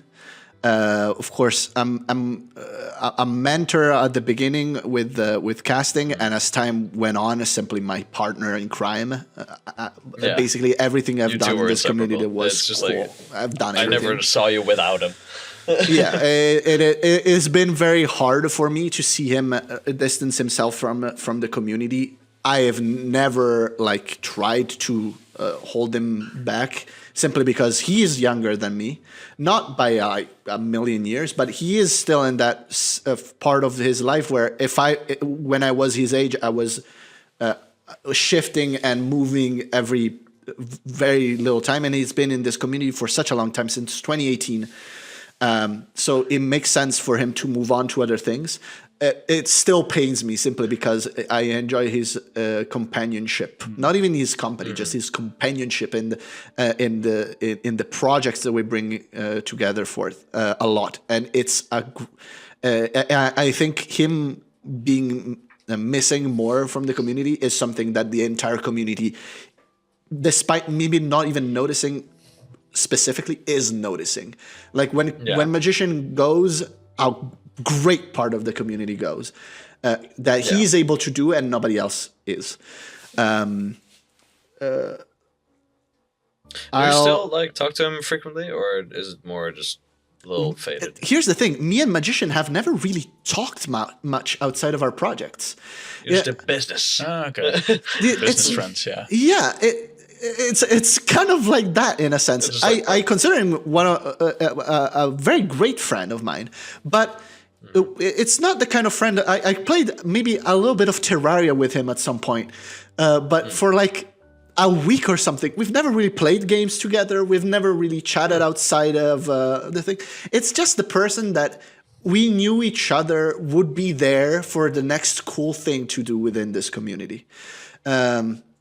In a sense, I bonded way more with Adam, for example, who's another person that comes to mind, who's been my pupil for the longest time in the Beat Saber community, in the casting specifically. He's been something that has looked up to me, and I don't say it out of a feeling. He's said that to me many times, that he's looked up to me greatly as a sort of a big brother, and I find it very flattering, and I've tried to be the best that I can for him and with him. Another that has completely changed my life is Amanatsu, who you guys certainly know who Amanatsu is. You probably have not talked with him much because he's not a talker much. He's more of a name does not ring a bell. Not Amaterasu? Amanatsu. You don't know who that is? That is the name does not ring a leader bell. and founder of Cube Community and the Oh, leader, no founder idea. Oh, shit, of I Cube actually Community, didn't know. and the main organizer of Beat Saber World Cup, and everything that Wow. Cube Community has been around for ever since its very inception, including the YouTube channel, etc. He does basically great. never talk outside Damn, the that's really staff cool. channels of his of Cube Community. But for BeatCancer, he's been incredibly useful, and ever since we've met with the first casting of in 2021 for me, he's been another invaluable partner for everything I've done. Cube Community has been the community that I've called my home, basically. Every time I do something, I do it with Cube Community. BeatCancer was on Cube Community. For me, I like, if I have to define myself in the Beat Saber community, I'm a Cube Community employee. This is what I see myself in. I'm paid, of course, Fair but enough. but that's like the group that I want to represent the most. And Amanatsu, in his complete anonymity for the longest time, has been absolutely central in that, and he's awesome. I am so sad that I couldn't get him to come to BeatCancer because he's he's in New York and he works full time. oh, yeah. Okay, Yeah, that's fair. But I want to meet him so bad. that'd be so awesome. I'll be here all day. Honestly, I have so many others. I'll just say the names: Justin, Ixon, lately Tarantula Miljan, and Mystic. I mean, what am I even doing? I've been here There's for too many years. people. Like, These exactly. people are my Everyone fans. has at And I least- know everybody in this community. You know, I'm one of those much. people that have Yeah. talked to everybody. So I don't know how to reply to this message to this question in a way that I will be happy with it. I'm not Yeah, happy with my exactly, reply for now, but I don't know how to answer. I think you gave a pretty good answer, in my opinion. Yeah. Of course, you can't name everyone, and of course, you would be here all day if you went through your entire life. But It makes no yeah. sense. I cannot. indeed, it might have been a little bit of a broad question. To be fair, that was probably due to the time constraint. But Yeah, If you have 3 more hours, I might Fair enough. start. cool, that's just double the time that we've already been recording. let me get a new chair. My God, Let me get a snack, dude. my ass But- is fucking square now. Since that was the last question, we are now heading into a little bit of the outro, which outro. you will get to have the word of anything you want to shout out, anything you want to say. Now is right. your little moment. If you have something to plug, if you have something to ask Where for, did you- go for it. Where did you steal this from? What? There's a Nowhere. specific podcast. I can't think of it. Me neither. It just shot in my head. I don't Last know the name. moment I where have you no have- idea what you guys are talking about. That camera, There's, Sean Evans. It's Hot no, Ones. not Sean Evans. I Hot got it. Ones. No. Oh, wait, Hot Ones too. Oh, it was Hot Ones. It's Hot Ones. Yeah, you're right. It You is have the Hot moment, Ones. that camera, and he Yeah, lets yeah. it do the thing with the... The thing is, it was pretty much subconsciously. I knew it was from somewhere else in my mind, but I didn't know where. I was like, oh, this is actually a pretty good I mean, answer. what a place to grasp inspiration from. Sean Evans, one of the best interviewers in the game. I fully agree. I don't know him, but I But- agree as well. Thank you. Anyway, the things that I wanna shout out, might as well vote for me best caster 2025, the Beat Saber Awards. And if you follow her, if you know her, vote for my wife for best content creator. I think I truly think she deserves at least a nomination, if not a win. That would be Airblind 69. That would be Airblind 69. Fair enough. I did not even say who she is. Yep. My wife. Okay, let me just type in my wife for the best Gio's nomination. wife. Gio's wife. Vote for me or else, says Miljan. Yes. I've been shouting out things and people this whole time. I think that's enough. That's fair. Okay, then I think this would be the moment to hopefully announce a little thing that we have been working on behind the scenes. Obviously, there's a bunch of things that we are working on behind the scenes, and we are constantly releasing new things. But we have a website. The thumbnail. Perfect. Okay. We have a website that has been working on behind the scenes the entire time that I have not told anyone except these people right here in VC right now. And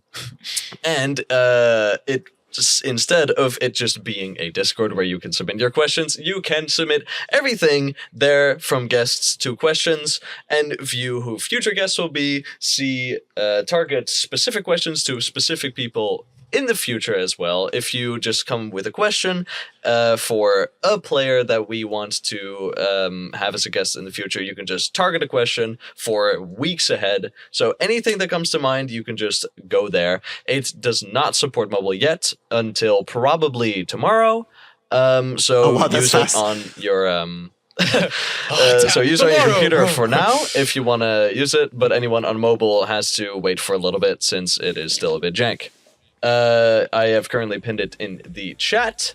Yeah. And I hope that it will be made of great use, and we are very excited to also announce very many future things. Also follow all of our socials, because we will be putting this podcast on YouTube. We will be putting it on Spotify. We will have highlights on Shorts, on Instagram, on TikTok. Show on it to YouTube your Shorts. family, your grandparents. Show it to your family, your little baby that just got born, your cat.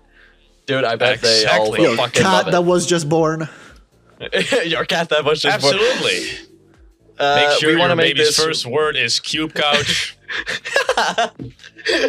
We want to make this really big. This is a big project. We're putting time, effort, money, everything into this, and we want to make it big. So we hope to be, well, one of the Let's get it. the things that you know as when you're Beat Saber. We want to be the Beat Saber podcast. So let's make it happen, people.